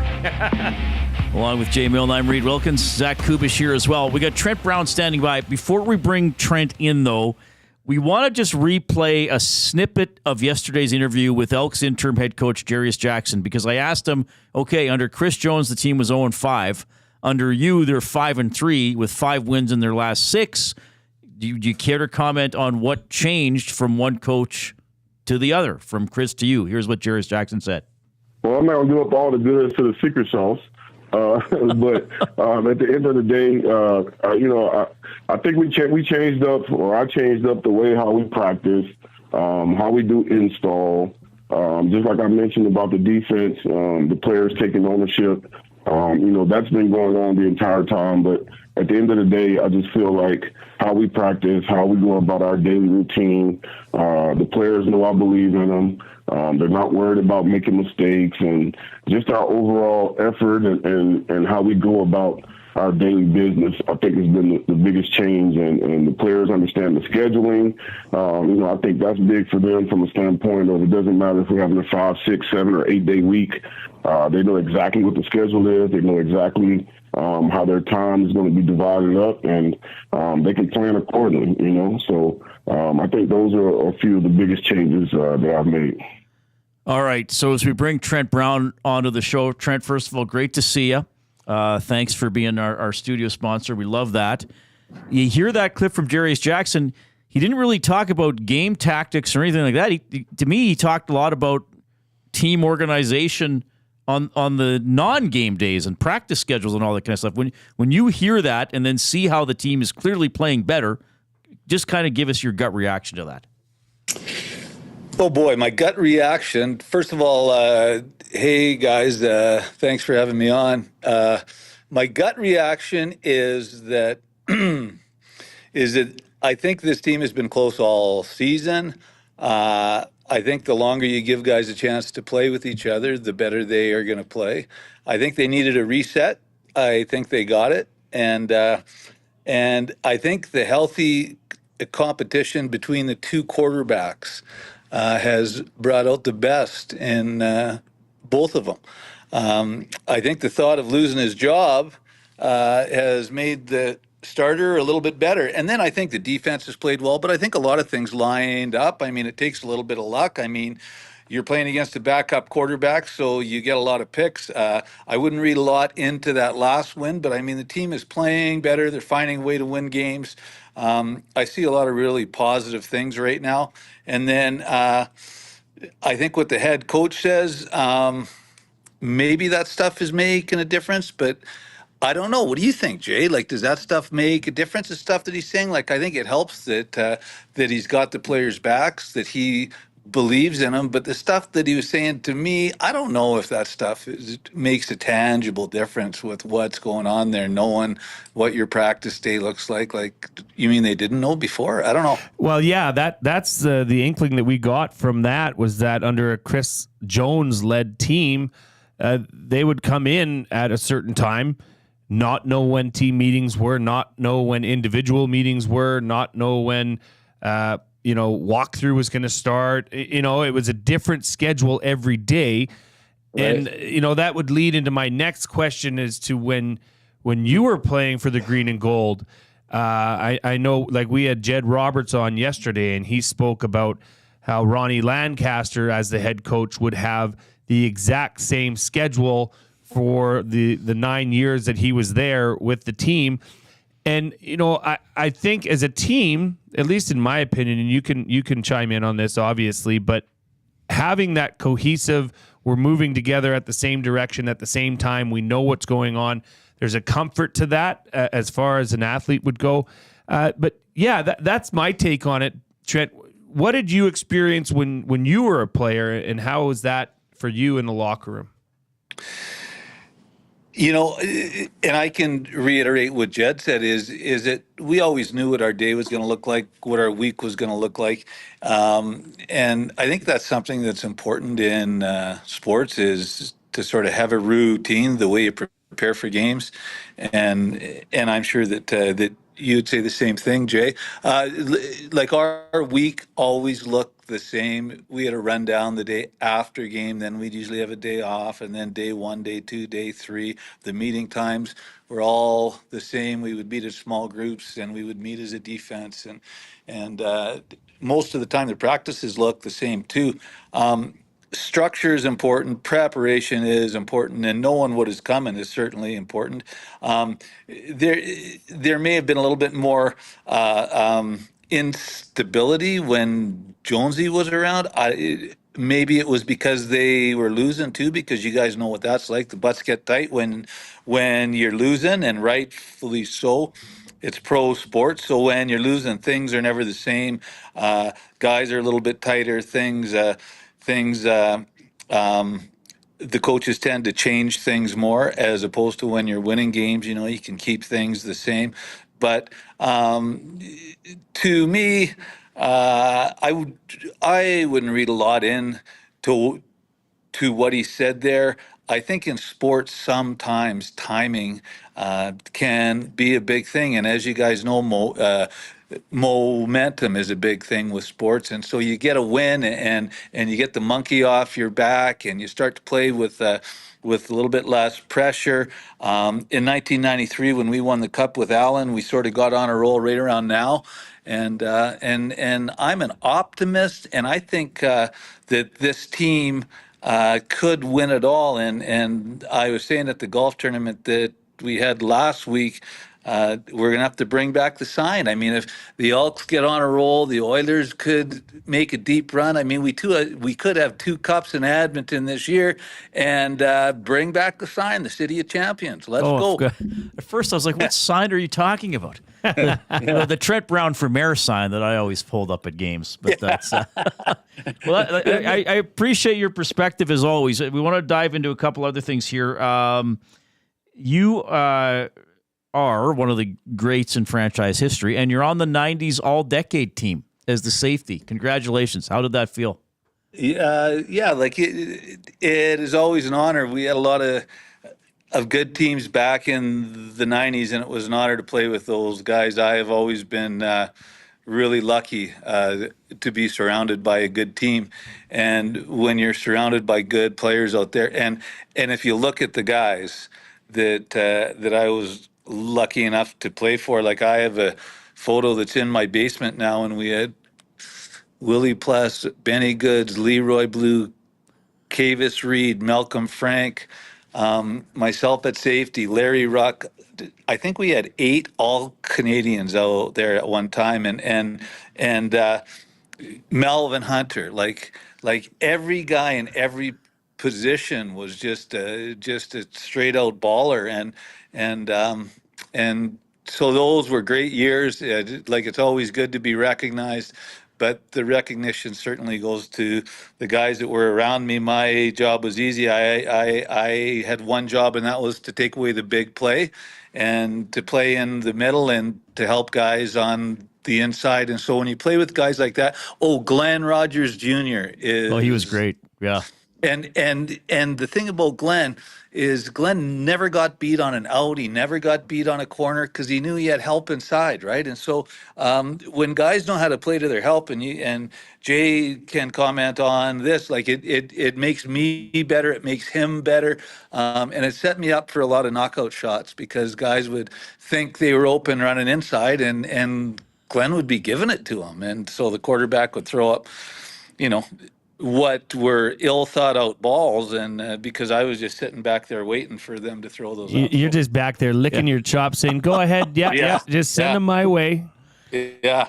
And so like one thing that was fun back in the 90s is there were a lot of Hall of Fame quarterbacks, and I think that that we played against guys like Flutie, Allen, Dickinson, like lots of big name quarterbacks. And so that made every game a challenge. Matt Dunnigan is another one, like just lots of guys, and it's a quarterback league. So it was easy for us to get up for games. But I see this Elks team now as a very dangerous team. I don't think a lot of teams want to play these guys. And Jay can tell you this, that when you're playing defense, and you've got a drop back quarterback, and then you've got maybe one of the best running quarterbacks to ever play in Edmonton. And I've seen this guy play a few games, and there's been a lot of good running quarterbacks here, and like Ham, Allen, Dunnigan, but this kid is something else, and his ability to get the edge opens up that inside run. And so if McLeod Bethel Thompson is off his game a little bit, you can put him in, and it gives you a changeup. Like, wow, it's they're a dangerous team. The defense is playing well. The secondary has stopped giving up big plays, or they're making plays, and you get on a roll at the right time and watch out. All right, so this leads me into my question, because you mentioned the interceptions that the Calgary quarterback threw, and you mentioned how Glenn Rogers Jr. and some of the other defensive backs, helped you as a safety. Can you tell me? I don't know if you just want to tell me about the feeling, or you have an example from a game. But as a defensive back, were there times when you knew you'd broken the opposing quarterback? Like, you knew he wasn't going to find a guy. Like, you knew if he threw the ball, it was as likely a pick as a completion. Like, you must have had those moments where it's like, we figured this guy out, or we've rattled him. Well, on the teams that I used to play for, we had a defensive coordinator by the name of Rich Stubler, and he always focused on the defensive line and making sure the quarterback was under pressure. And so we would have a clock in practices, and we'd only have to cover for about four seconds, and he would rotate the guys in on the defensive line to make sure that we always had guys that were fresh. And I can tell you that we broke a lot of offenses with those teams back then, and it wasn't always a pick. It was a sack. It was not having the time to throw, not being able to get a big play. We had a philosophy that we made teams nickel and dime us down the field, and we wanted to avoid the middle of the field.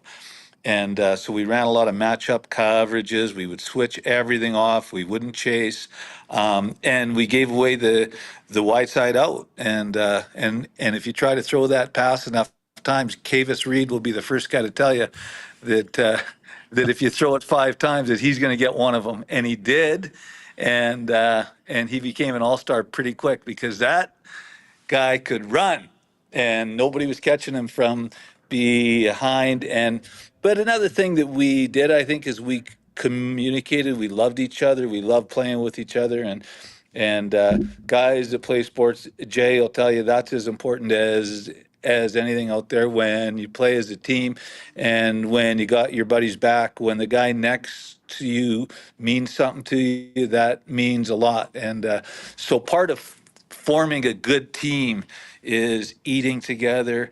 When you're on road trips, is spending time together, having laughs with each other, joking around. Those bus trips on the road, right? All of that brings a team closer together, and losing games, going through adversity. And I see a lot of things in this team right now that lead me to believe that they could be dangerous. And then, of course, the owner driving the fire truck through the Calgary bench, like how do you not love this guy now? Like, the first time I saw him, I sort of rolled my eyes. I said, geez, this guy's pretty old, but oh, wow, the guy's my favorite. Now, that was the icing on the cake in that game. I tell you what, if that's not the coup de grace, that's never happened. And he has done a lot of stuff, and he's not scared to spend money. He's not scared to give tickets away. And I see a lot of really positive things. I see some energy. Tell me, I have to ask you guys, did it not feel a little bit reminiscent of old times when you were in that stadium this last game? I mean, there was stuff going on, excitement. It's the first time in a while, guys. Hey? Yeah, I talked about that yesterday, and actually a team that was competent. Well, much more than competent. I know Jay has one for you, Trent. I'll just say this quickly, because you and I have talked now for several years, and for many of the last few years, the Elks weren't very good, and you just felt like when they fell behind, they were done. On Saturday, when they went up 10-3, I felt like they got it. I knew there was work to do and a lot of game left, but I felt like they're clicking. They got the lead. They've put Calgary on the back heel, which as opposed to the other way around. Anyway. And for the first time, I felt like we had a home field advantage. Pardon my language. Careful. Careful. But I haven't felt like that in a long time, right? Like, right? It was a good feeling. It was, and we were doing the broadcast from Century Casino. We do a kickoff show and then the post game show, and to see it on TV was, gave us goosebumps for Matthew Wannick and I, and it was. It's been a long time coming. And I know you've been a supporter, an avid supporter of this team through your company, James H. Brown and Associates. And we appreciate that. We appreciate how much of an ambassador you are for this community. And with that, though, comes the ability to say what you feel and how you feel things are. Now, I know, that there were some comments made in the prior about the direction of the team and what was going on, and now where you see this new ownership in Larry Thompson, some would call him the fire truck bandit. Everybody's coming up with their nicknames for this guy, but where do what is the current state for you for the green and gold? Is it improved from, say, 3 months ago, 4 months ago, or status quo, or has it gone down? It's improved 100%. And listen, winning solves a lot of the problems, but one of the reasons that it has is because I feel like we've got a reset here, and Larry isn't scared to put some stuff into this team, and he obviously isn't going to make the operational decisions, but he runs a business. And there's been for me some really tangible good signs, and one of them is Aaron Grimes. When he came back to town, he called me and he wanted to have lunch. I had lunch with him. I invited him out to the golf tournament, and I wanted to talk to Larry and Rick and say, this is the kind of guy, this is the kind of guy that we need in the organization, right? The quality of the individual, a family man. He wants to make his home here. He's a great player. He's an honest guy. He's out in the community. And it's guys like that you want to build around. The next thing I know, they announced that they've hired Aaron Grimes, and that's just a smart move, man. We need guys that are out in the community. We need guys that know the Eskimo way, and because he understands what it means to be a part of something meaningful, and I think that Larry is going to bring back a lot of those old things and old traditions that meant so much, and the biggest one is winning. I look at a guy like Chris Jones, and like a lot of guys say that he was a good football coach, but God, you got a board that signs him to a deal. Listen to this, where he's still getting paid right now, and he's getting paid from another team. To me, this is a selfish guy. He left a high school team in Memphis to come here. He's left here once already. What is the incentive for him to stay? And Larry's a smart enough guy. He's a businessman. He's going to sign guys to performance-based deals, which means if you're winning, you're going to be rewarded. And that's what you need to do in sports, especially in a league like the CFL, the guaranteed contracts, the bad decisions. There had to be accountability, and I felt a little bit bad because I had to call out a few guys that are my friends, but I was tired of biting my tongue, and I could see the frustration on the part of the city and on the part of everybody, and I think that we've got a fresh start here, but don't get me wrong. I don't work for anybody. I'm loyal and I want to support this team, but I'm going to be honest. And if I think that he's made a bad decision, then I'm going to tell him. And I probably won't go public unless I feel like I'm being ignored time after time after time after time. But there's no shareholders now. This is a dictatorship now, and he can essentially do what he wants. But I think that he's a guy that's lived in this city, that he's watched this team and he knows this team, and he's going to surround himself with some good people. And what is wrong with saying kids are free and giving away a bunch of tickets and filling that stadium so people have a good time and want to come back. And that's what I think he did in that game. And I think people are going to want to come back. I think there's some excitement around this team for the first time.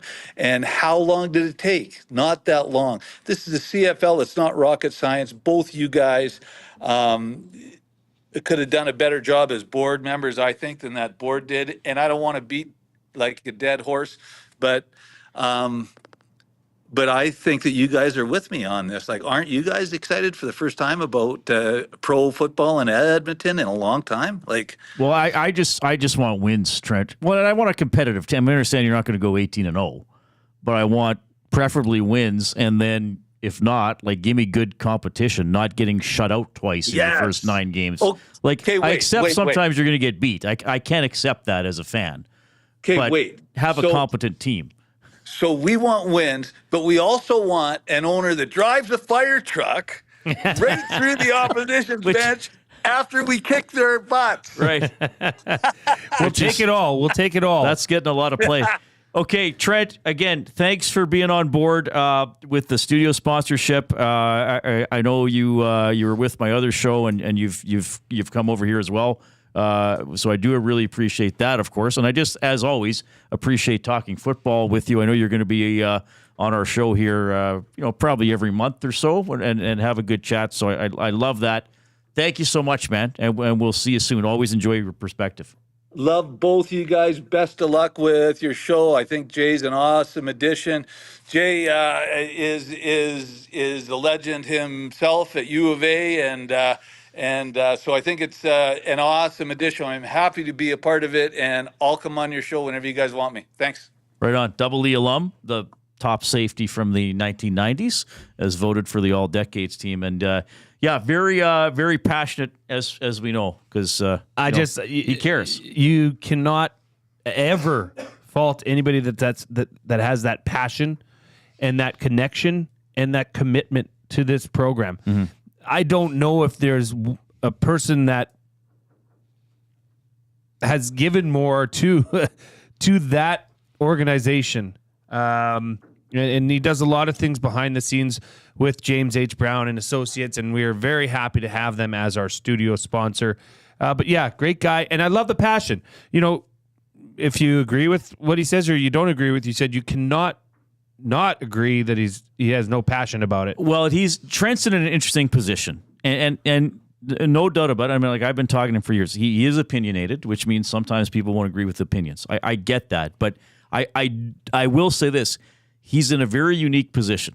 He played for the team when they were quite good. I mean, I know he wasn't on the 80s 5 in a row, but he was played for a team when they were very good, and then now is an alum and a supporter and a suite holder because he runs a highly successful business and can, good for him, afford to do so. So he's kind of seeing it from a lot of different angles. Yeah, right? and he should be. So when he presents his opinion, it's kind of a combination of all those things. Well, I guess that's where it's good to know that background and that history to understand where he's coming from. Right. This is not just a casual fan. This is somebody that's very invested in that organization, and his heart is invested in that team. That is his team that he played on. He still wants to see it. Very similar to another regular of ours, Jed Roberts. They just have not lost the passion for that, the green and gold, and it's lovely. I love when people wear their heart on the sleeves, and clearly Trent does. Great to see. All right, and of course we are in the James H. Brown studio. James H. Brown Personal Injury Law Firm, the heavy hitters of injury law with over 200 years of experience. James H. Brown will get you the settlement you deserve. Check him out, jameshbrown.com. Book your private consultation today. We have comments from Connor McDavid, including about life in Edmonton. And, Jay's going to make me talk about something I don't want to talk about. But first, here's the Coob with the sports update.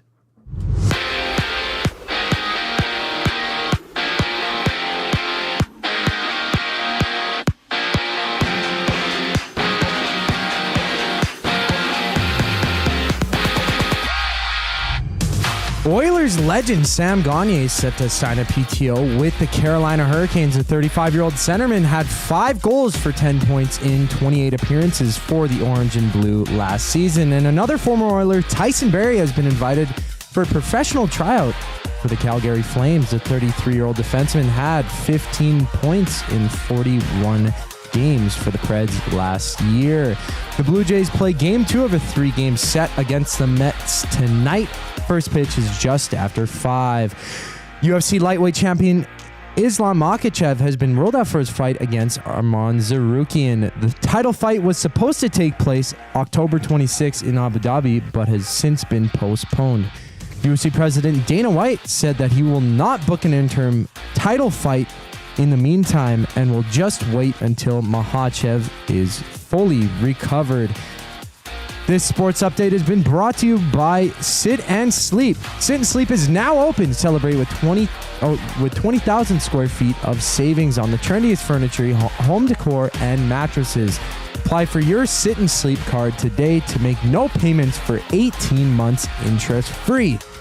Join us on location Saturday to celebrate Sit and Sleep's grand opening in South Edmonton Common next to Planet Fitness. And just after the break, here in the James H. Brown studios, we'll hear more of what McDavid had to say during his presser here on the Reid Wilkins Show. I'm Zachary Kubish, and that was your Edmonton Sports Talk update. Don't feel like working? Join the Hangout. You never know what you might hear. Weekday mornings 9 to 11 on EdmontonSportsTalk.com.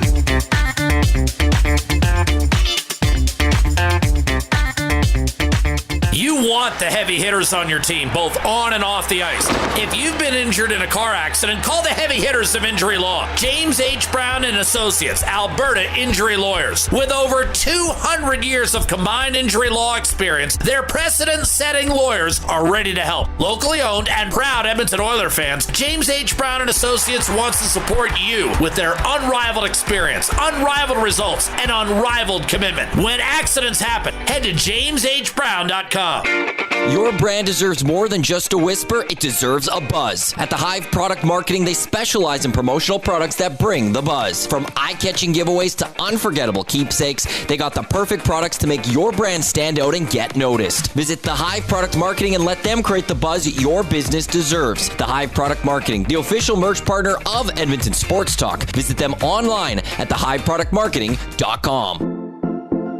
Get ready, Edmonton. The moment you've been waiting for is here. It's time to celebrate the best of the best with the Esties, as we honor everything from Edmonton Sports Talk's incredible first year. Join us on September 17th at Metro Cinema for an unforgettable night of excitement, laughter, and recognition. Tickets are just $10. Secure your spot by emailing Matt at EdmontonSportsTalk.com. And after the show, let's keep the party going at Hudson's White Ave for the official after party. Mark your calendar, grab your tickets, and get ready to celebrate the best moments of EST. It's the Esties, September 17th.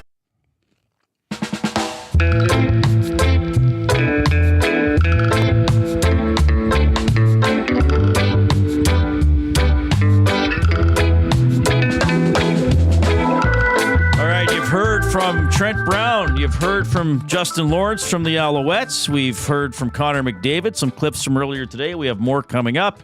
We've gone through my top 3 most annoying fan habits we can all agree on, and people generally did agree. Glass bangers in hockey, yelling shoot on the power play, and the person in your life who insists that they could have done what the major leaguer in whatever sport failed to do. Do we have any off-topic topics, by the way, coming in? Yeah, we had another one in, and please keep them coming in because I just pool them together, and when we have a chance to get to them, I like to take advantage of it. Ian, and this is all in the Paris Jewelers inbox, 780-218-9999. And this is something, a birthday you remember for your parents or a birthday you remember as a parent. Right. Ian says, birthday I'm looking forward to is my Baba's 100th. Oh! Coming up in January 25. Love you, Baba Turda. Grumpy Cat's in for my grandmother's 70th birthday. We got her a Muff Diver shot, which is a shot in a martini glass covered in whipped cream. She didn't dive in, but dug it out and did the shot. Bless her for always being fun. God bless you, Grumpy Cat's grandmother. I don't think Grumpy Cat's actually grumpy sending us messages like that. I think Grumpy Cat is quite jovial. Well, that's part of the Normology crew, and they are a special breed. Oh, right. Okay, yes. wonderful fellas. I'm sure we will see them at the Estes, which are coming up, by the way. And Reid, did you hear the news? Did you hear that we are going to be broadcasting live? Yeah, that's awesome. From the Garneau Theater next Tuesday, doing I think we're going to have to do a little bit of a preview, a little bit of an awards show preview. Could we have a screening of Jaws in the background or something? Well, we'll probably be in the lobby, I guess. We'll be in the lobby. That's a great theater. Now, I did have a question. All right. Are you gonna be in your full suit for the whole our 3-hour show, or are we gonna do a Superman in the phone booth and get changed after? Because keep in mind, there's no air conditioning there, albeit it's not exactly hot It's cooling off anymore. today. I guess we're a week away from the weather. I don't like being in suits to begin with. It's a chore, but I went and I got a nice suit for this event because I want to, this is the Estes. This is a big deal. So I'll probably change then. I would even have time to go home and change and come back, though I probably won't do that. You will not. No, I won't do that. I hadn't thought that far ahead. Usually that's the type of thing I would already be worried about, but now it's you. Well, you know what? They better have our rider sorted out in our own green room, right, Reid? No brown M&Ms. No brown and M&Ms. Nope. We only want the blue and orange. That is crazy. Some of those rider stories. We'll have to do that one day. That would be a good top three weird top rock three and roll weird requests riders or something like that. Yeah. I won. Okay. All right. What Reid is referring to here. Yesterday we broke it down for you. Reid was in a little bit of a tough position heading into Monday Night Football. He had a kicker, yes, and a defensive player, yes, and Kittle. And the other person had a receiver and a defensive player. But Reid was down by 12 points. Yes. In enters the gutsiest kicking performance of all time on Monday Night Football. 20, how many points? 26? Moody got me 26 points. Jake and I Moody won by 16. Okay, here's the thing. Jay Milne, the little scamp, the disturber, has goaded me into doing what I said nobody should ever do. Yes. And that's talking about your fantasy team beyond saying whether or not you win or lost. Well, this one was special. What was this special? Was special about because it? First one on EST. I called it. I said that your kicker's going to kick it. You did say I was going to You could have 5 field goals for him. Lo and behold, you had 6, and a couple of them were bombs. Because I don't even know how they broke this. I think the 50-yarders were worth 5 each. Yes, they are worth much more, and right. I think he had a couple of them. So not only this, I guess I can brag a little bit because I've done so poorly in this pool. So there's 6 people are 1-0, 6 people are 0-1. But I'm in first place because I scored the most points in the week. Hey-o! And I had a guy who had 36 points on my bench, Reid, for the Packers because I thought I didn't think he would be in my top 3 receivers. You know, I've tried. So I won. I've tried banging this soundboard. Boogie, boogie, boo. What happened? I don't know.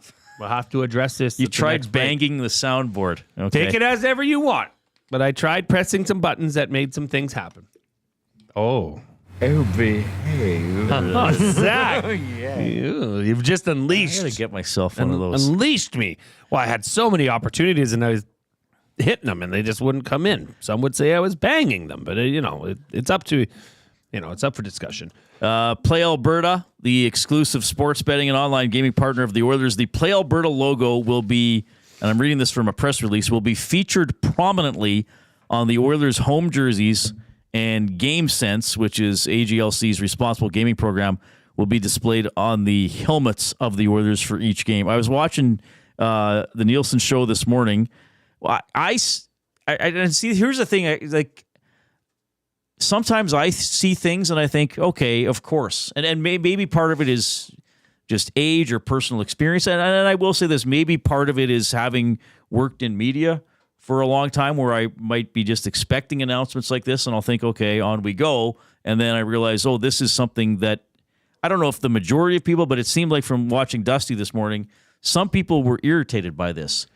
It seemed to be quite polarizing, did it not? And I'm just kind of at the point, that's where we're going. I'm old enough to remember when there weren't ads on the boards. I think this is a question where you could have a poll that would say, do you care that Play Alberta's logo will be on there? Yes, I care. A, yes, I care. B, no, I don't. I don't care. Yeah. Or C, this is irrelevant. Why are we even talking? Right. And is it, if it wasn't a gambling site, would people be upset? I mean, what if it was, well, we were joking about McDonald's. What if McDonald's was putting the arches on there? Would people be upset about that? I don't know if it's just the fact that there are ads on jerseys or the fact that it's related to gambling. Okay, but Hula Boy Steve in the nasty chat, you say boo helmet ads. Can you explain on that? If you don't think they're great, and that's fine. Everybody on the Reid Wilkins show is entitled to their opinion, and God bless it, we'll share it. But add some narrative to it. If you're going to chime in and you're going to say, "Hey, these Play Alberta logos, we don't want them. There's no place for this in hockey."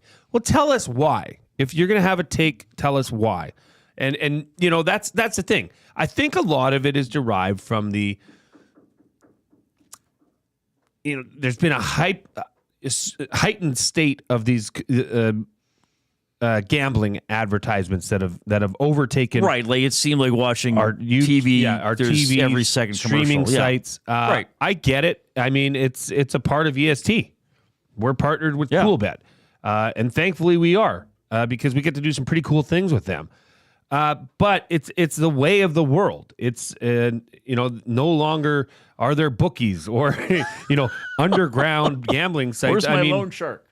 I mean, the NFL, who will suspend their own players for gambling, not even on anything related to the NFL, is probably one of the biggest advertisers for gambling. Yeah, they want you to gamble. They just don't want their employees to gamble. Well, and on their employees, on themselves. For their employees, it's terrible to do, and you'll be banished from your job. So that doesn't make sense. And maybe there you go. The Coob has put it up on the nasty chat. Do you dislike ads on helmets and jerseys? Yes, no. I honestly don't care. And I think that's a great way to word it, because there's some people that this will say, meh. Because in hockey, we didn't see stuff like this until recently, whereas in sports like auto racing or even a lot of European soccer, if you just watch soccer very casually, you wouldn't know a team logo. You would know that this team is Royal Bank or United Arab Emirates or an airline or whatever I'm trying to think of. You know what I mean? Like you wouldn't know. Whereas in hockey, it's a little newer that they're actually putting stuff on the jersey. I just kind of accept it as, well, they're looking for revenue. I mean, welcome to the business world. I mean, like we were talking about, the salary cap's probably going to be $100 million. The money's got to come in from a bunch of different places. Well, that's just it. I mean, the money has to come from somewhere, and Big Uke makes an interesting point. As long as we don't go towards shade of the Euros and have ads everywhere, right? Like during the Spengler Cup that Dusty calls, you'll see advertisements on their skate the big blade, cars in the corner. Big cars in the corner. Everybody's got an opinion on it. Epiphany comes in the nasty chat. He says, I'm old enough where I'm fairly sure I babysat Adam and Eve, and I'm not a serpent, and my age can only be determined by my carbon dating, but even I hate the ads. But funny. Then he says at the end, I understand them, but hate them too. Yeah, is it the aesthetic look of the jersey you think is being sullied? Is it that it's Play Alberta? Is there something where you think we shouldn't have those types of companies? I get that, but I also think, again, it's revenue. It's revenue. It's a big business. Yeah, for the AGLC, which a lot of that money goes back to local charities, local community programs. I mean, I know with the Edmonton Wildcats, who I'm donning this beautiful hoodie, that was one of their biggest fundraisers outside of the Double E, was getting the opportunity to run a casino, right? And you split the profits from that. So this is Play Alberta is not just about taking your money per se and saying, oh, gamble on our site. There is that's part of their MO, is to give a large quantity of that back to community programs. So, there's always two sides to a story, but it would be interesting to see what the PM Nasties think about it. In the final hour, Gene Principe and What construction is Connor McDavid complaining about? All ahead on the Reid Wilkins Show.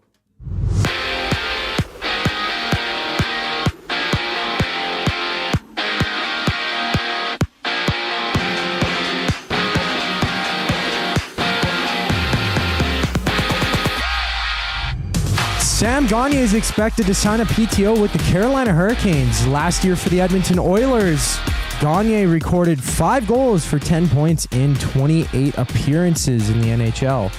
Former Oiler Tyson Barrie has also been invited for a PTO out in Calgary. The 33-year-old defenseman played 41 games for the Predators last year and notched 15 points for himself. In the MLB, the Blue Jays play Game 2 of a 3-game set against the Mets tonight. First pitch is just after 5. And right now in the major leagues, the Marlins are taking on the Pirates, and they find themselves down by 2 at the end of the first. The Rockies match up against the Tigers, who are up by 1. The Rays and Phillies are playing a match. The Phillies find themselves up 1 at the top of the second, and it's tied 0-0 or 0-0. Braves and Nationals. Just after the break, Reid and Jay will be back to hear some more of what Connor McDavid said in his presser, and Sportsnet's Principe will be joining the show to talk more about the Oilers in the final hour. I'm Zachary Kubish, and that was your Edmonton Sports Talk update. Wake up with the Nielsen Show with Dustin Nielsen and Lieutenant Eric. Weekday mornings 6 to 9 on EdmontonSportsTalk.com. Hi there. If you're like me, you like to picture yourself in luxury, even though there's absolutely no way you could afford it. And if you can, well, even better. Thankfully, I picture myself in something that is luxury, but still absolutely affordable, like the all-new Mazda CX-90 from Park Mazda. With the new luxury features like facial recognition settings and quilted detail Napa leather seating, I can pretend to be comfortable with all of my proper settings activated without even touching a button, thanks to Mitch Lewicki and the great staff at Park Mazda. I like to picture Mitch Lewicki as a ninja fighting off evil samurai. Park Mazda, your dealer for life in Sherwood Park off Y Road, parkmazda.ca. Since 1952, William Huff has been the heartbeat of Edmonton's advertising world. From humble beginnings to a citywide powerhouse, we've been the go-to for print, design, and installation. Partnering with Edmonton's top sports franchises and major events, we've helped shape the city's global reputation. Our secret? Unmatched customer service, decades of expertise, and a passion for excellence we call the William Huff Advantage. For advertising solutions that stand out, choose William Huff. Visit us at williamhuff.com. Conveniently located 10 minutes west of St. Albert, Wheeler's RV Storage will provide you with safe, secure storage for your RV, boat, or whatever you need to store. Open 7 days a week with gated keypad access and extra large stalls. Now is the time to take advantage of their limited time offer. Buy 6 months and get 1 month free. Now's the time to go to WheelersRVStorage.com. That's Wheeler's RV Storage. Safe, secure storage. Visit them today at WheelersRVStorage.com.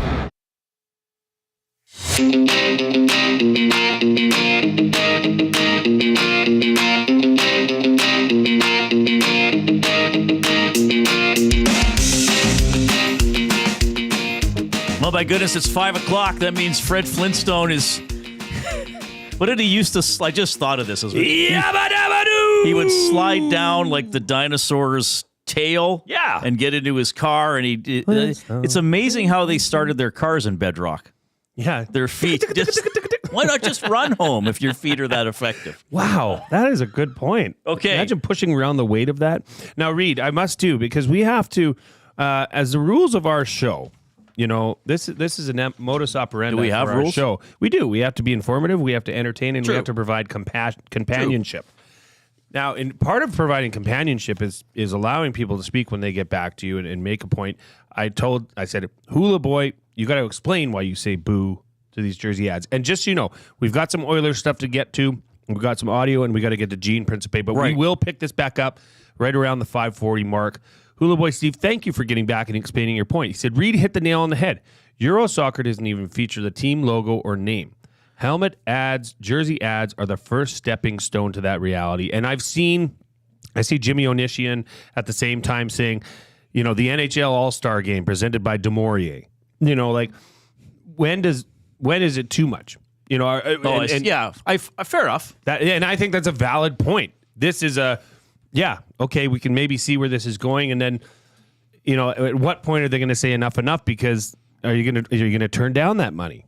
Because it's all about money. Sports, it's all about the dollars. A lot of the world is. I mean, we live in a capitalist society. But yeah, we'll circle back to the messages at 5:40. We can't get to everything now because we do have Gene coming up, and we've been teasing. We played some McDavid clips earlier, and we've been teasing them most of the show. As we bring you the oil understood for GCL Diesel, providers of the best diesel engine components around, from turbochargers to injectors, fuel pumps to sensors. They are the critical engine component experts, proud to serve Edmonton and Northern Alberta for over 50 years, and now a proud partner of Edmonton Sports Talk and the Reid Wilkins Show. GCL Diesel understood. So, McDavid, this is probably the most viral sort of thing he said today, just because he kind of makes a little joke in it that even he sort of chuckles at along the way. But it is also, I think, an important clip. And we talked about this with Leon last week, Jay. We know what it was like for the Oilers.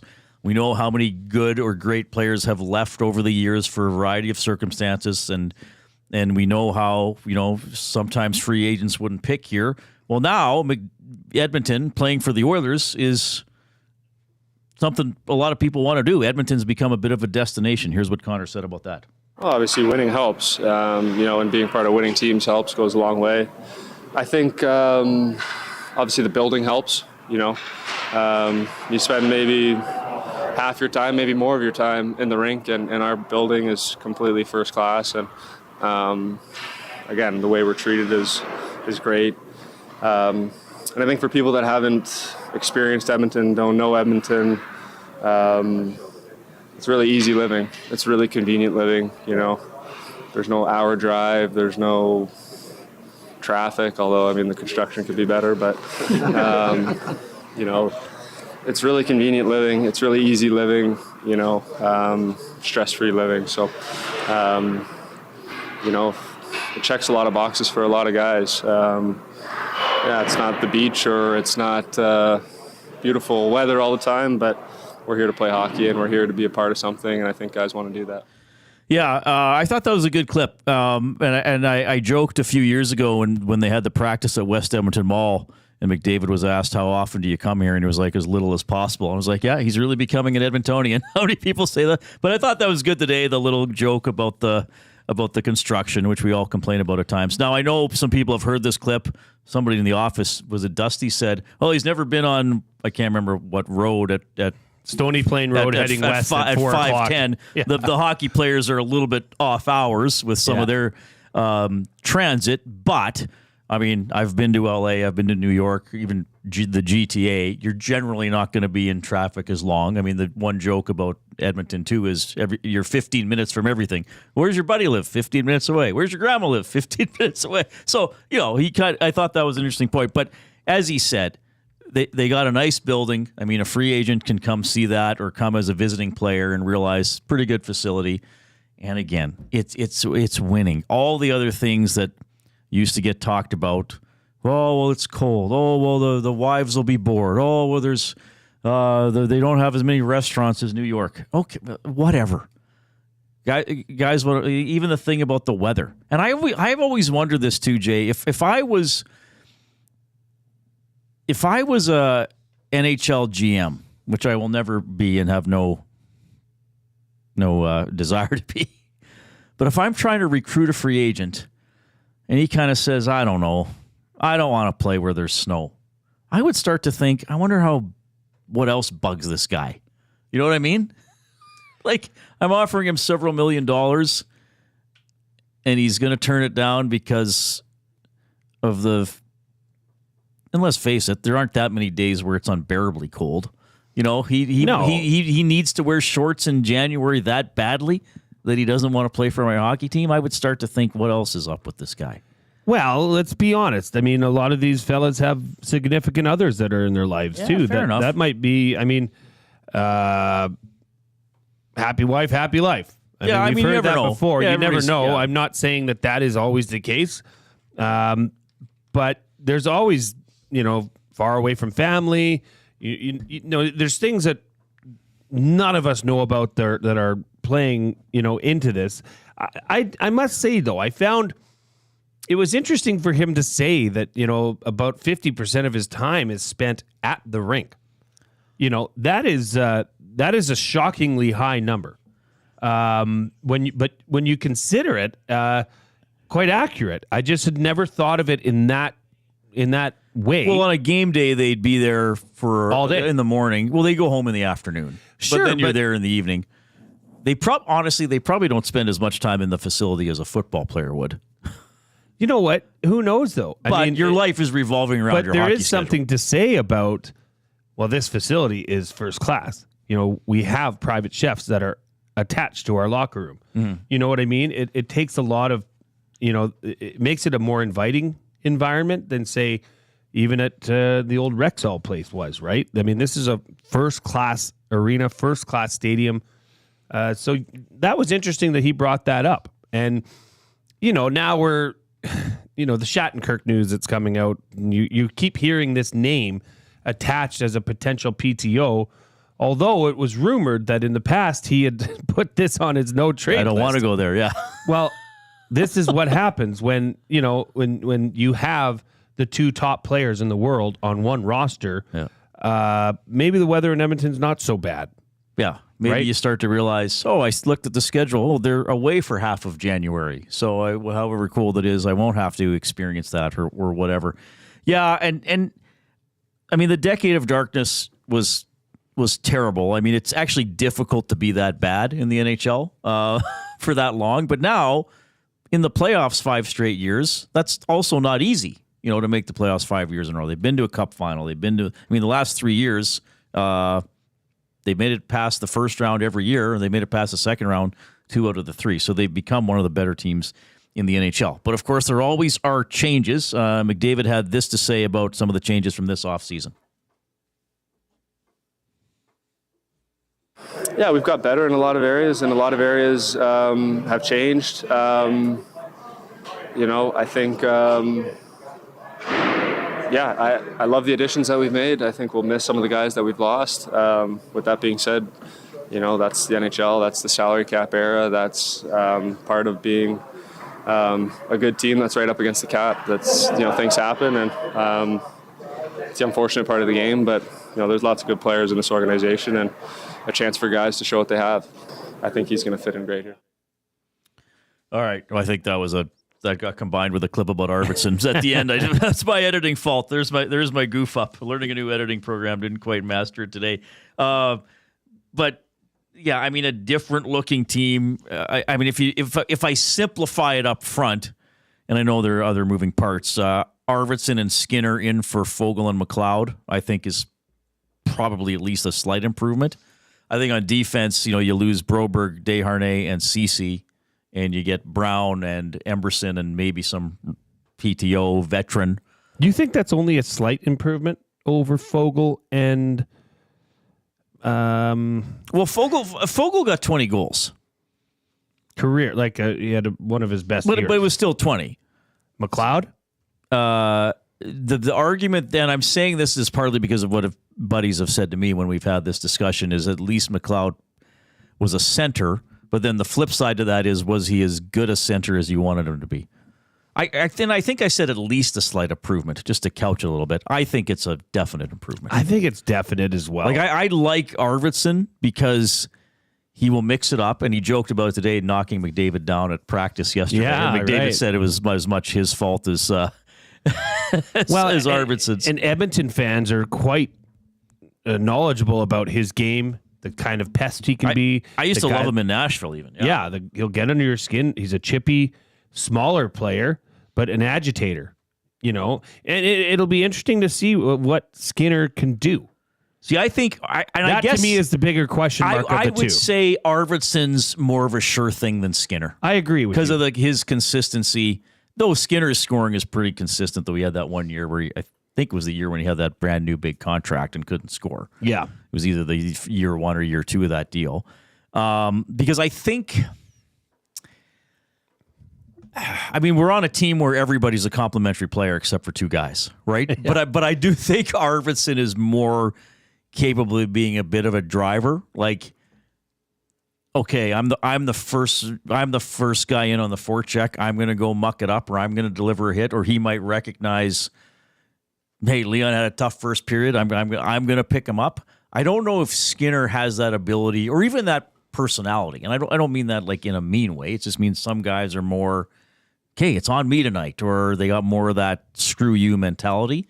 I think Skinner, though obviously he's very good, I think he's going to be more of the finisher as opposed to the puck battle winner. And of course. I'm going to throw a shoulder into a guy's chest type, I think. But you're not asking him to do anything outside of what he's already done throughout his NHL career. No, fair. Well, right. He's a goal scorer. He's coming in. He doesn't come in, like we've been talking about, the Oilers when they were bad. Okay, we're going to sign a guy who scored 15 goals and we need you to go 25. They just need Skinner to be Skinner. It'll be interesting to see is, the top six seems to be pretty set. The bottom six, you could say that's where the championships. I mean, Connor McDavid and Leon Draisaitl said, okay, that's probably the best. Well, it is the best 1-2 punch down the center in the NHL. Yeah. But the bottom six has so much more depth now than I think it ever has. To the point where if that second line for some reason needs to be shaken up, you can put a Connor Brown or a Janmark up there, and you can slide that up and Brown down. For sure, potentially. I think there's a little bit more room for flexibility. Is that fair to say in the bottom six? A big reason the Oilers beat Dallas and then forced Game 7 against Florida was Janmark, Brown, and Henrique. Right? Like, let's face it. And I know McDavid had a couple of 4-point games in the Cup final, but those guys were exceptional, and the Oilers have not had a depth line be that effective in ages. I actually think, and who knows, I mean, I could be wrong, but it's September 10th, so we can speculate. Is it a relevant question to ask who scores more goals, Connor Brown or Jeff Skinner? Like, is that a possibility? Like, what if Brown bounces back to 20-goal form?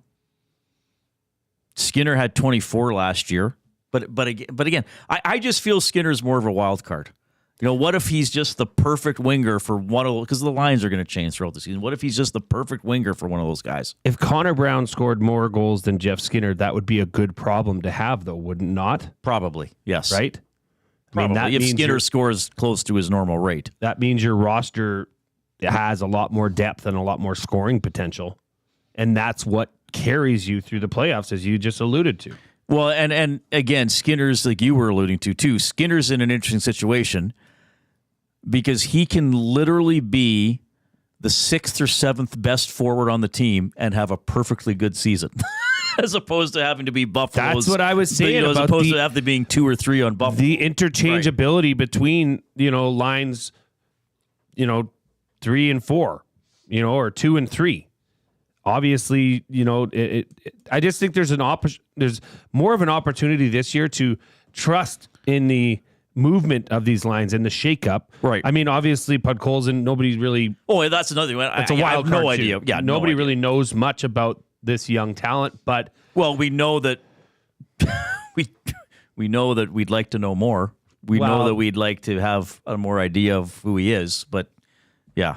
All right. We got a break because Gene Principe is standing by, and we'll still get to some of your contributions on the text line, the Paris Jewelers inbox, and the Nasty Chat. Reid Wilkins Show with Jay Milne on Edmonton Sports Talk, your clear choice for Edmonton sports.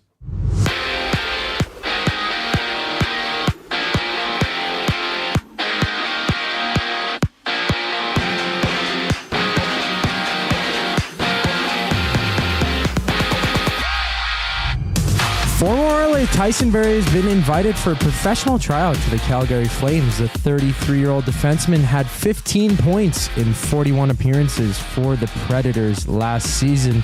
And the Jays right now are down 1-0 against the Mets at the top of the first.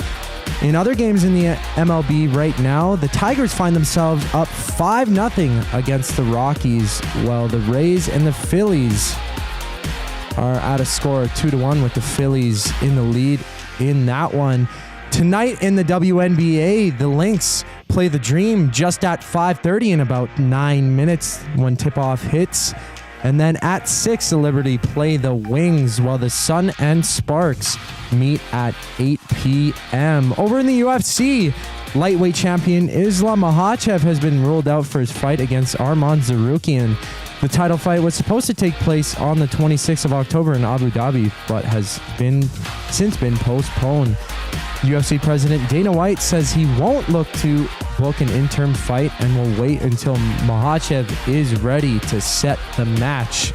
And just after the break, Sportsnet's Gene Principe joins Reid Wilkins and Jay Milne to talk everything Edmonton Oilers.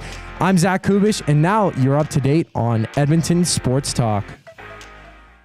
If you've been injured in a car collision, let James H. Brown and Associates, Alberta Injury Lawyers, protect your interests. They'll be there every step of the way to help answer your questions and help you get your life back on track. Trust Alberta's precedent-setting injury lawyers with their unrivaled experience, unrivaled results, and unrivaled commitment. When accidents happen, call James H. Brown and Associates, Alberta Injury Lawyers, 780-428-0088, or go to jameshbrown.com. Fuse Sausage makes their meat with nothing but the best local ingredients. From chicken, beef, and pork, their gluten-free sausages are packed with flavor. Get your 10% discount when mentioning Edmonton Sports Talk in store at 6736 99th Street, or use the code EST when shopping online at fusesausages.ca. Plus, you get free delivery on orders over $100 or more. Find them at 6736 99th Street. Fuse Sausage. You can't beat our meat. Hey Edmonton, ready to take advantage of lower rates and better pricing? South Fort Chevrolet in Fort Saskatchewan has you covered. From rugged trucks to sleek SUVs. And with over 40 years in business, you can trust that you're getting the best deal on your new ride. As the proud title sponsor of the Nielsen Show, EST listeners can drive a little to save a lot with South Fort Chevrolet's transparent pricing and down-to-earth sales team. Visit us today in Fort Saskatchewan or online at southfortchev.com. At A&W, you can start the morning off right with a regular coffee and an egger of your choice for just $4.99. Bacon and egger or sausage and egger on a seeded bun or an English muffin? The choice is yours. But we know it'll be tasty either way. And to make matters even more delicious, this offer is available all day. But don't snooze on this deal. An egger and a regular coffee for only $4.99 is a limited time price. Available at participating A&W restaurants in Greater Edmonton.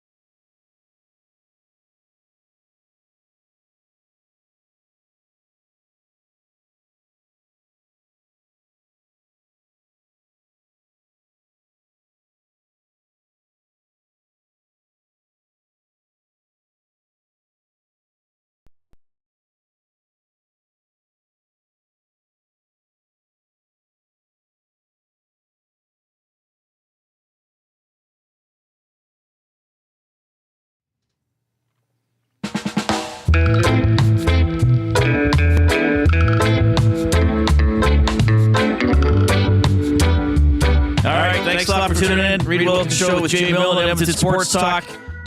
Fun show, and we'll get some of your messages before we wrap up today as well.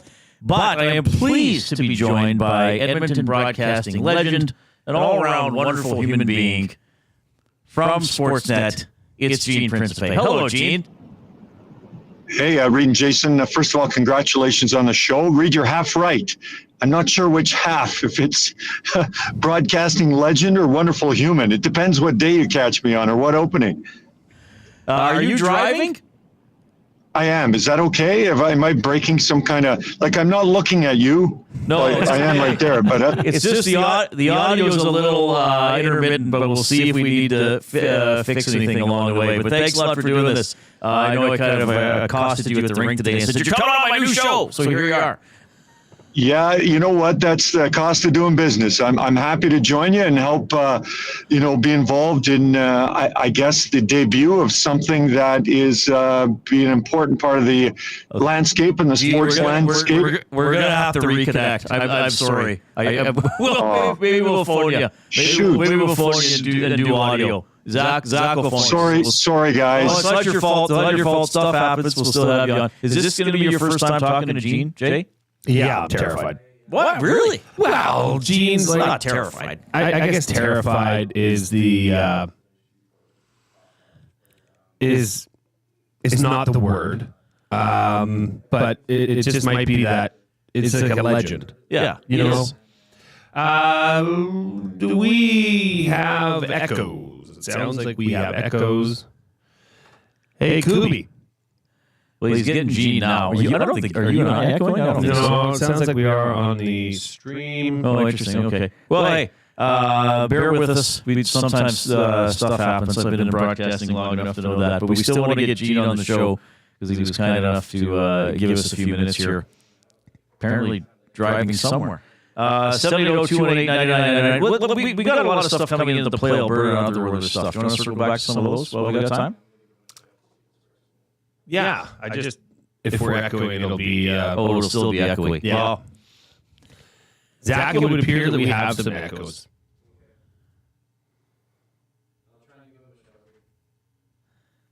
Our mics, Kubi. He's fixing it. He'll fix it. Do you want me to go through my soundboard? Yeah, play something. Oh, brother, this guy stinks! Not directed at Gene or anybody in specific. In particular. All right. Well, thanks for sticking with us through the audio issues. We are in the James H. Brown studio. James H. Brown Personal Injury Law Firm, the heavy hitters of injury law with over 200 years of experience. James H. Brown will get you the settlement you deserve. Visit them at jameshbrown.com today or book your private consultation. All right.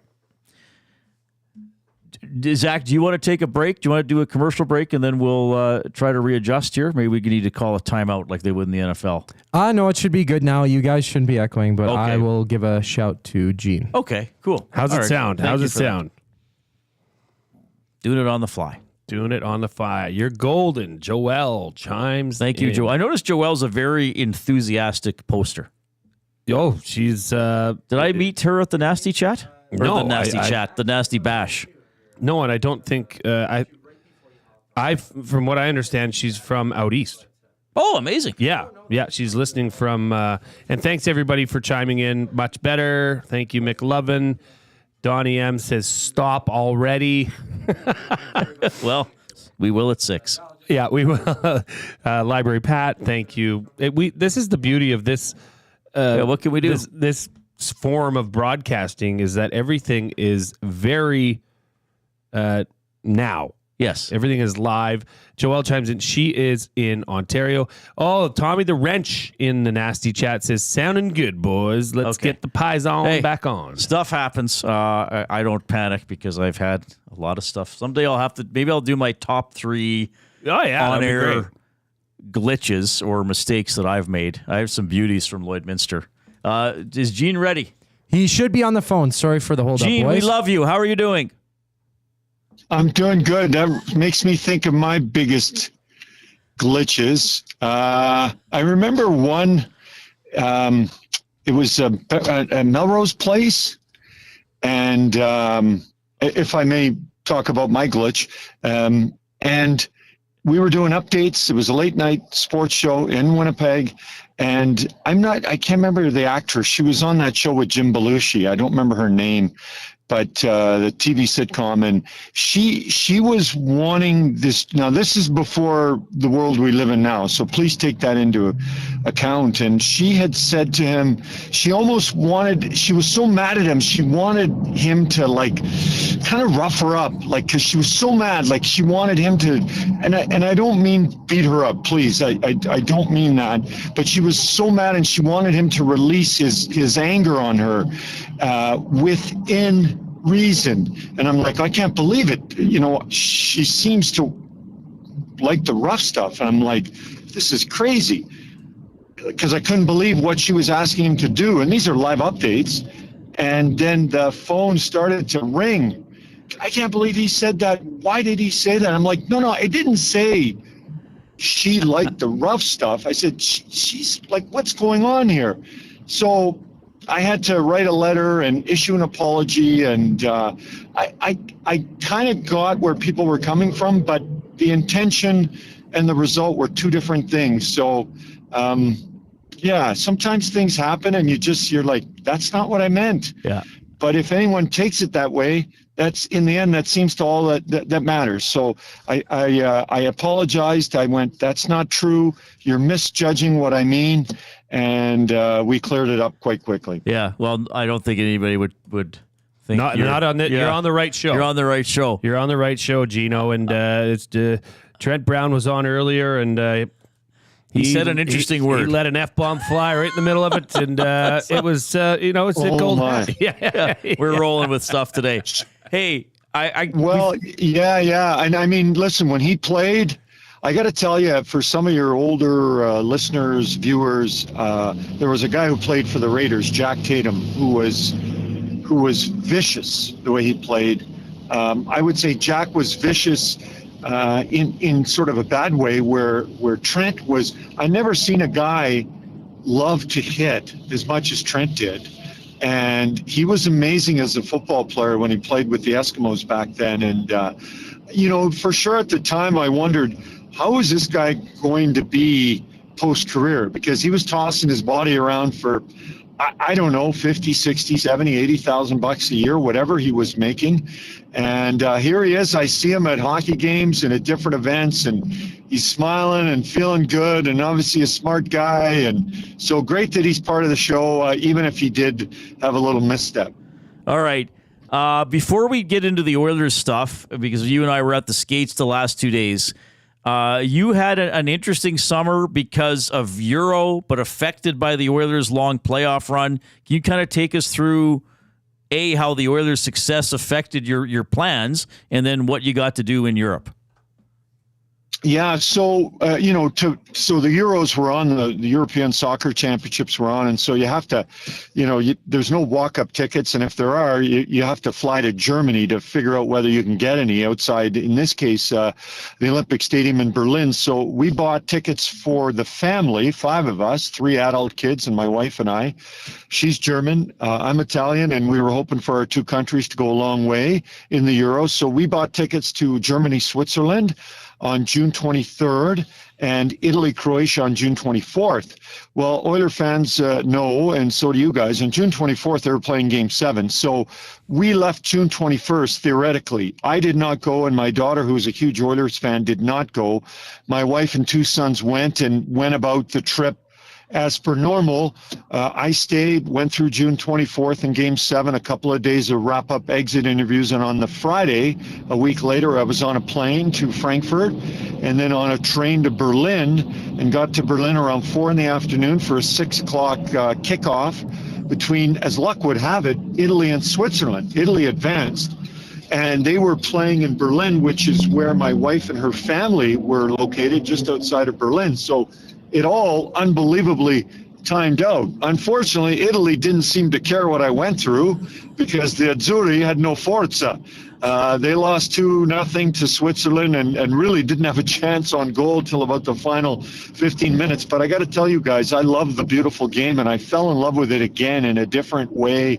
I had been in '94 at Commonwealth Stadium when Canada equaled Brazil 1-1 going into the World Cup of 1994. That was the biggest match I'd ever been to. I've been to MLS, and it was unbelievable just watching them warm up. I honestly felt 57 felt like 15. I felt like a kid just watching them, and they'd come over and applaud. That'd be the Italians, certain sections for Italian fans, certain sections for the Swiss.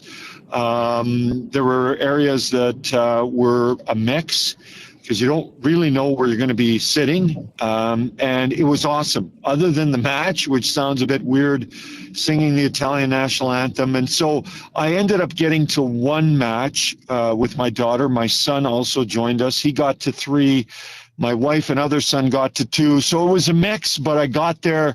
It was awesome. And I pledged that I would like to go to every Euro and certainly the World Cup here in North America, Central America, coming up in 2026.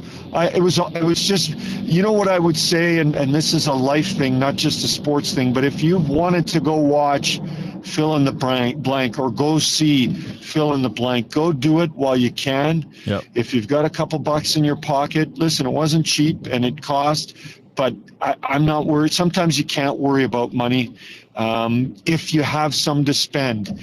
If putting food on the table is all you can do, then I'm not suggesting you break the bank to go to a city, a country, a sporting event. But if you have a little bit of extra cash that you can afford to do something that you've always wanted to do, I pledge to you to do it, because you don't know if you're going to be able to do it next day, next week, next month, or certainly in the case of events that sometimes happen every 2 or 4 years, whether you'll be able to do it then. Yeah, well said, Gene.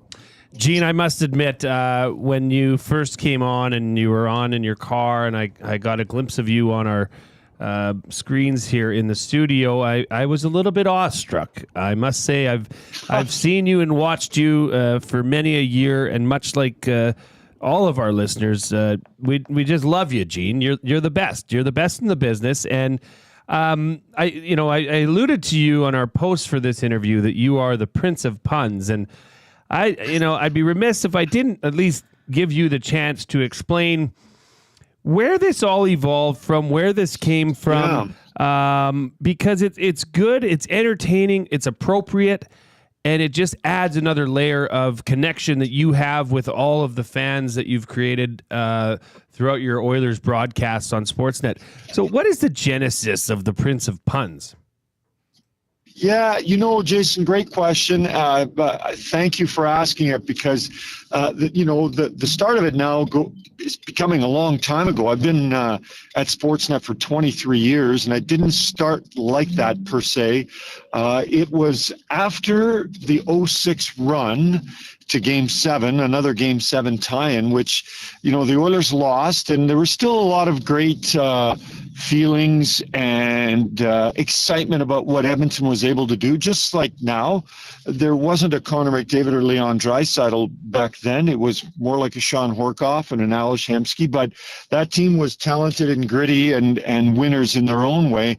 Then the next season comes and Chris Pronger gets traded, and the team is really, having a terrible time transitioning away from mostly Chris Pronger and just the hangover, I guess, of a Stanley Cup final. So I'm like, okay, people get home at night and they've had a tough day and life is tough. And the last thing I want to do is hit them with losing streaks and goals against averages that are ballooning, or power play that hasn't scored in the last blank games. Oiler fans know that. They know that better than I do. So I'm like, okay, let's try and have some fun. Let's find some positives and let's dwell on those, because I'm the first impression of a game.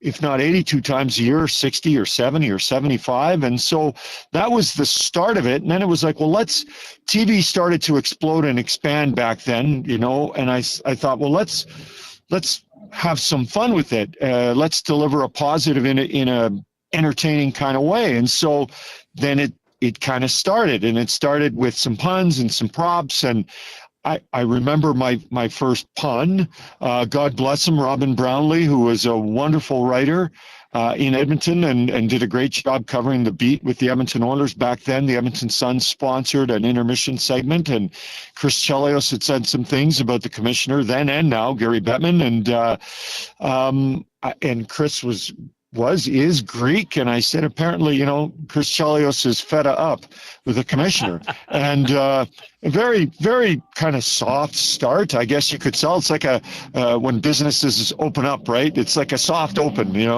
And that was as you said, Jason, the genesis of it. And then it just kind of grew, and people started to like it, and social media came on board with it as well. And, over the years, at times, the Sportsnet, first of all, as you guys know, the world has changed a ton, and it continues to change. So some things, I remember once doing an opening after the inauguration for Donald Trump, and I was wearing what Donald would wear, kind of a bluish suit and a red tie, and talked about the Oilers building a wall around Cam Talbot and, trying to trump the Wild. And I know it sounds weird to some people now, but it was okay back then. Like I feel a bit, I don't know if it's creepy or dirty saying it, but it was okay back then. Like, you could do that. You can't do that now.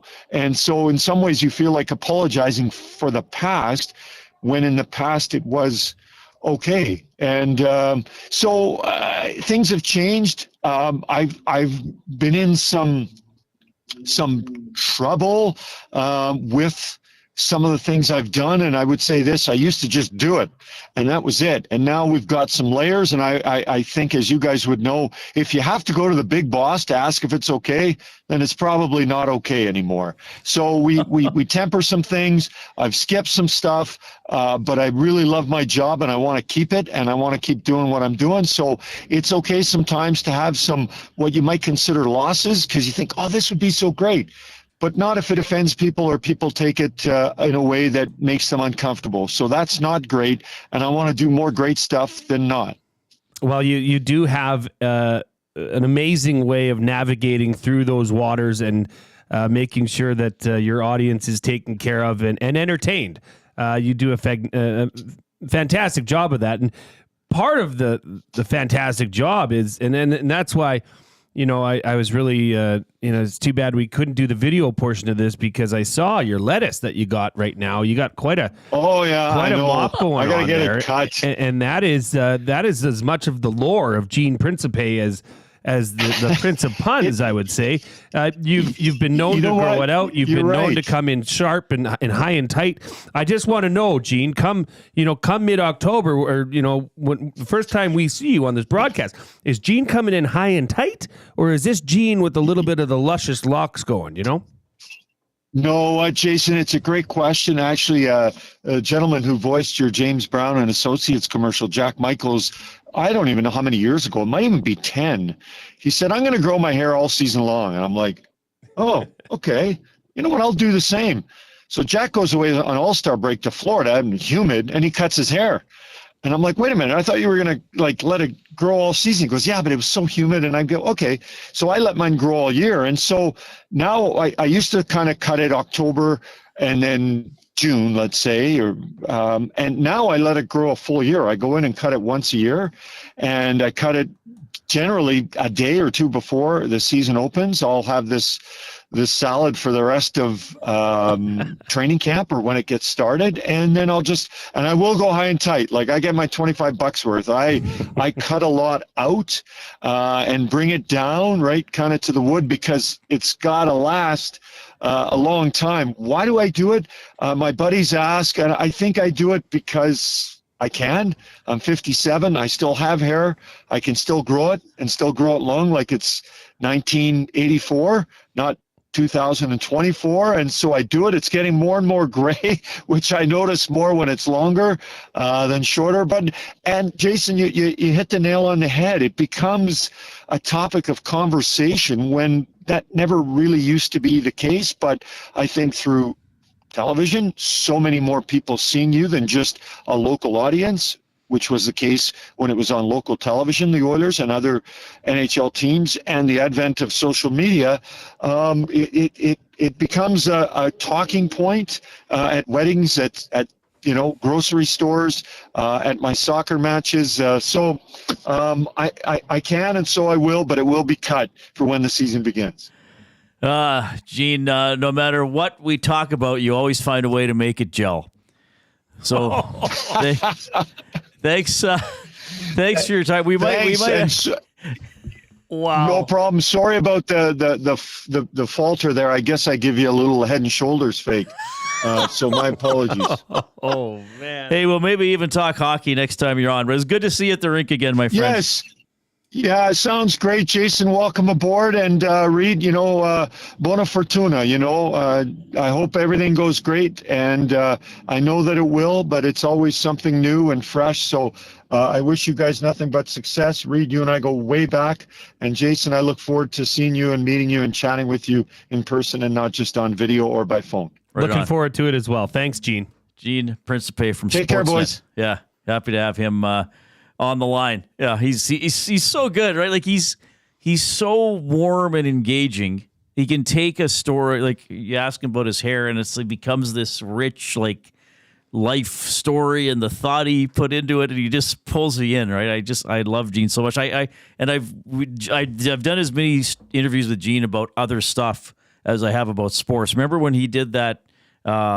It wasn't Avenue magazine, was it Edify? It was one Edify, of those. yeah. And he's shirtless with his wife under the covers, Yeah. but he was shirtless. We did an interview about him. How'd you feel about being photographed with your shirt off? And he's run, a marathon now and all that kind of stuff. Love having Gene on the show.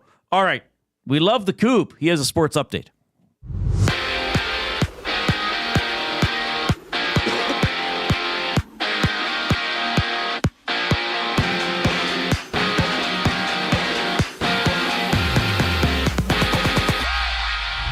Former Oiler Tyson Barrie has been invited to a professional trial by the Calgary Flames. The 33-year-old defenseman had 15 points in 41 appearances last year for the Preds, and also former Oiler. And Oilers legend, actually, Sam Gagner, is set to sign a PTO with the Carolina Hurricanes. 35-year-old centerman had 5 goals for 10 points in 28 appearances in the orange and blue sweaters. Right now, it's the Mets taking on the Jays, and at the bottom of the second, the Mets find themselves up 1-0. In other MLB action right now, the Braves are up 6-0 against the Nationals, while the Tigers are up 5-0 against the Rockies. Tonight in the WNBA, it's the Lynx taking on the Dream. That game started just a moment ago. The Liberty and the Wings face off at 6, while the Sparks and the Sun play tonight at 8 p.m. And coming up is the final segment of the Reid Wilkins Show on this beautiful Tuesday night. I'm Zachary Kubish, and now you're up to date on Edmonton Sports Talk. Two guys and a goalie. I don't mind analytics. I just don't like when people are like only analytics and only this, and they're like, oh, you can't do that, guy. And so he's horrible. And I'm like, let's watch the tape. And then let's look at those analytics and say why some of that stuff happened before we make our decisions. Cass is good in the sheets. The Excel spreadsheets. I was going to say, like Cass, what do you think of analytics? By the way, this episode will be called Cassalytics. Hey, I think it's got to be. Yeah. Two guys and a goalie with Gager, Cassian, and Nielsen. Tuesday and Thursdays at noon. Only on Edmonton Sports Talk. Come get your game on at The Ranch. The Ranch lets it all hang out with a championship caliber design, premier conditions, and above all, a fun, laid-back experience. Get top-notch service and unmatched value every time you play at The Ranch. Think you have what it takes to go low? The best value for your golfing buck is always The Ranch. The Ranch Golf and Country Club. 10, 50, 100, and 200 round packs on sale. TheRanchGolf.com.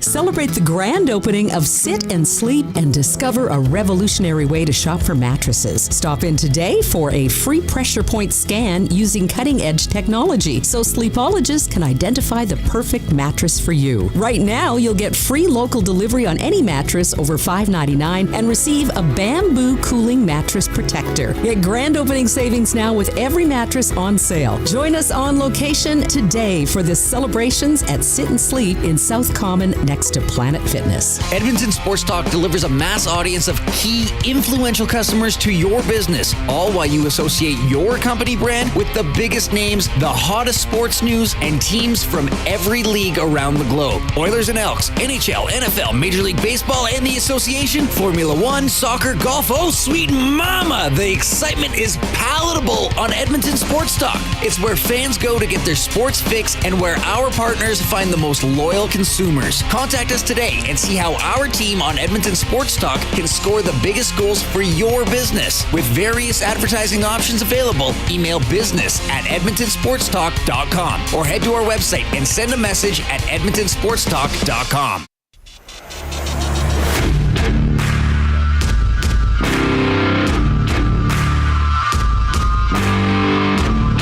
All right.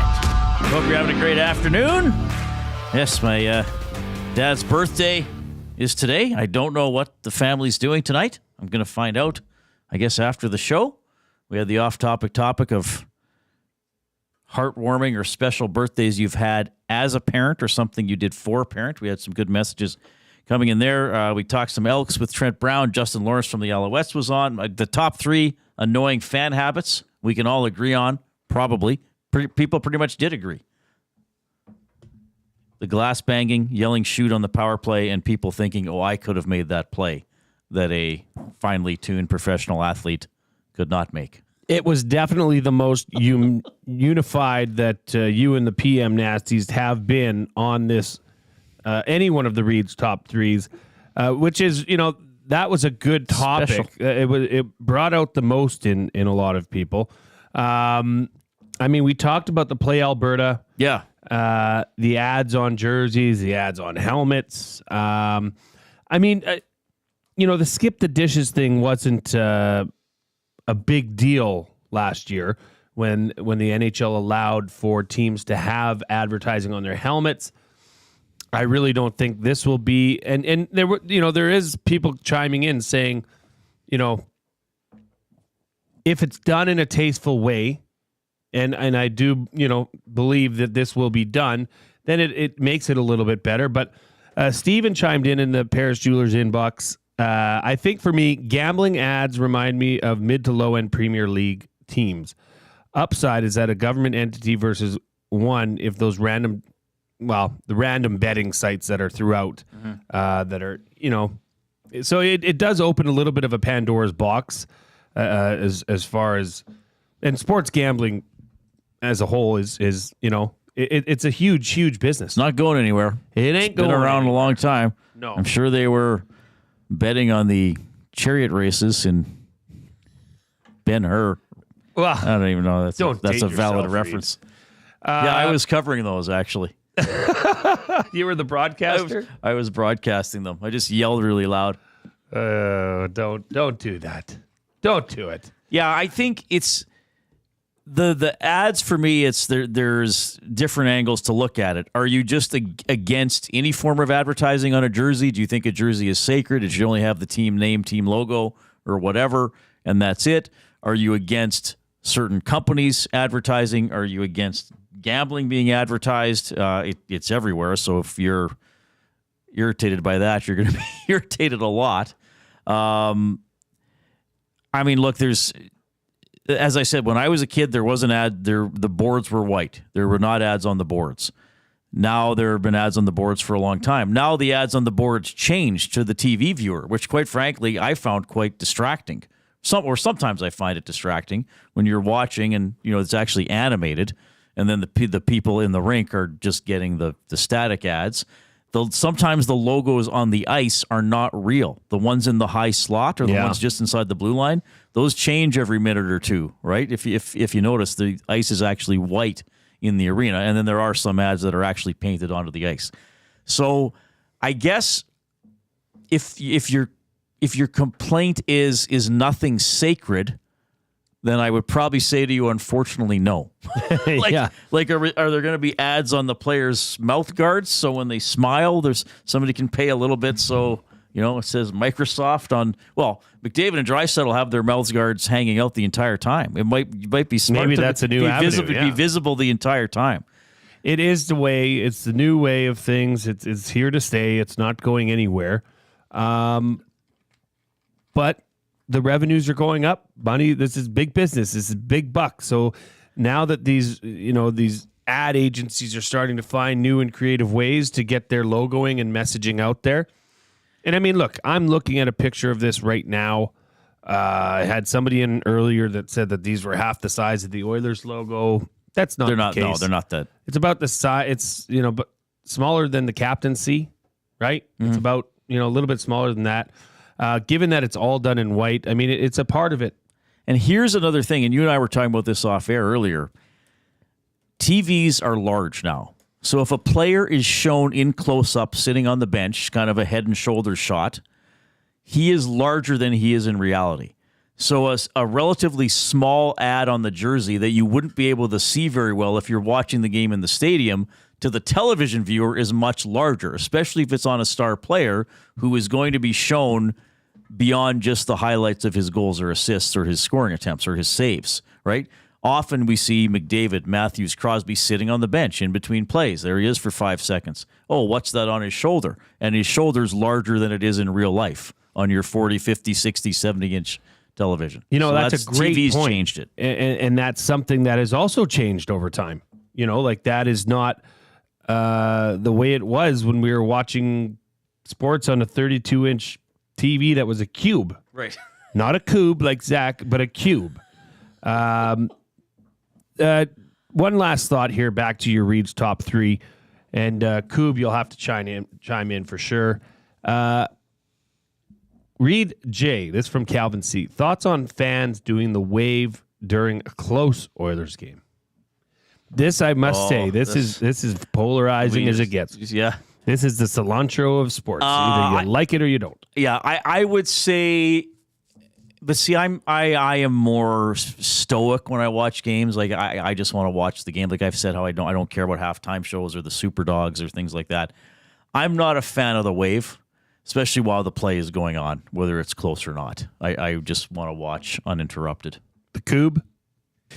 I like it when it's a close sort of game. It's hard to do it while playing because I would rather want to watch the game than see somebody stand up in front of me and do the wave, especially if it's a close, important game. But if it's during break, that's completely fine. Unless it carries over, like if it's a 10-minute wave, I find that's pretty cool. But if they start it during play, which is usually the way that it happens, I would rather watch the game than see a bunch of people flap their arms. If this is if we're talking an 8-2 game with 5 minutes left in the third, wave all you want. Have a party, yeah. If this is a close game, a one-score game, I just don't find it necessary. But this is one of those things where this is, you pay for that seat.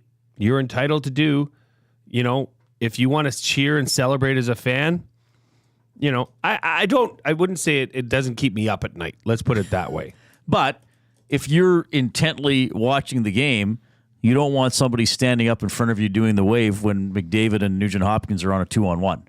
Unless everybody else is standing up. But yeah, I get your point. Like you might be thinking, I'm not focused on the wave. I'm focused on the action. And the guy in front of you, all he cares about is being part of the wave. Yeah. Oh, thanks, buddy. You stood up right when they scored. So I would say no. I wouldn't be a fan of a wave in close games.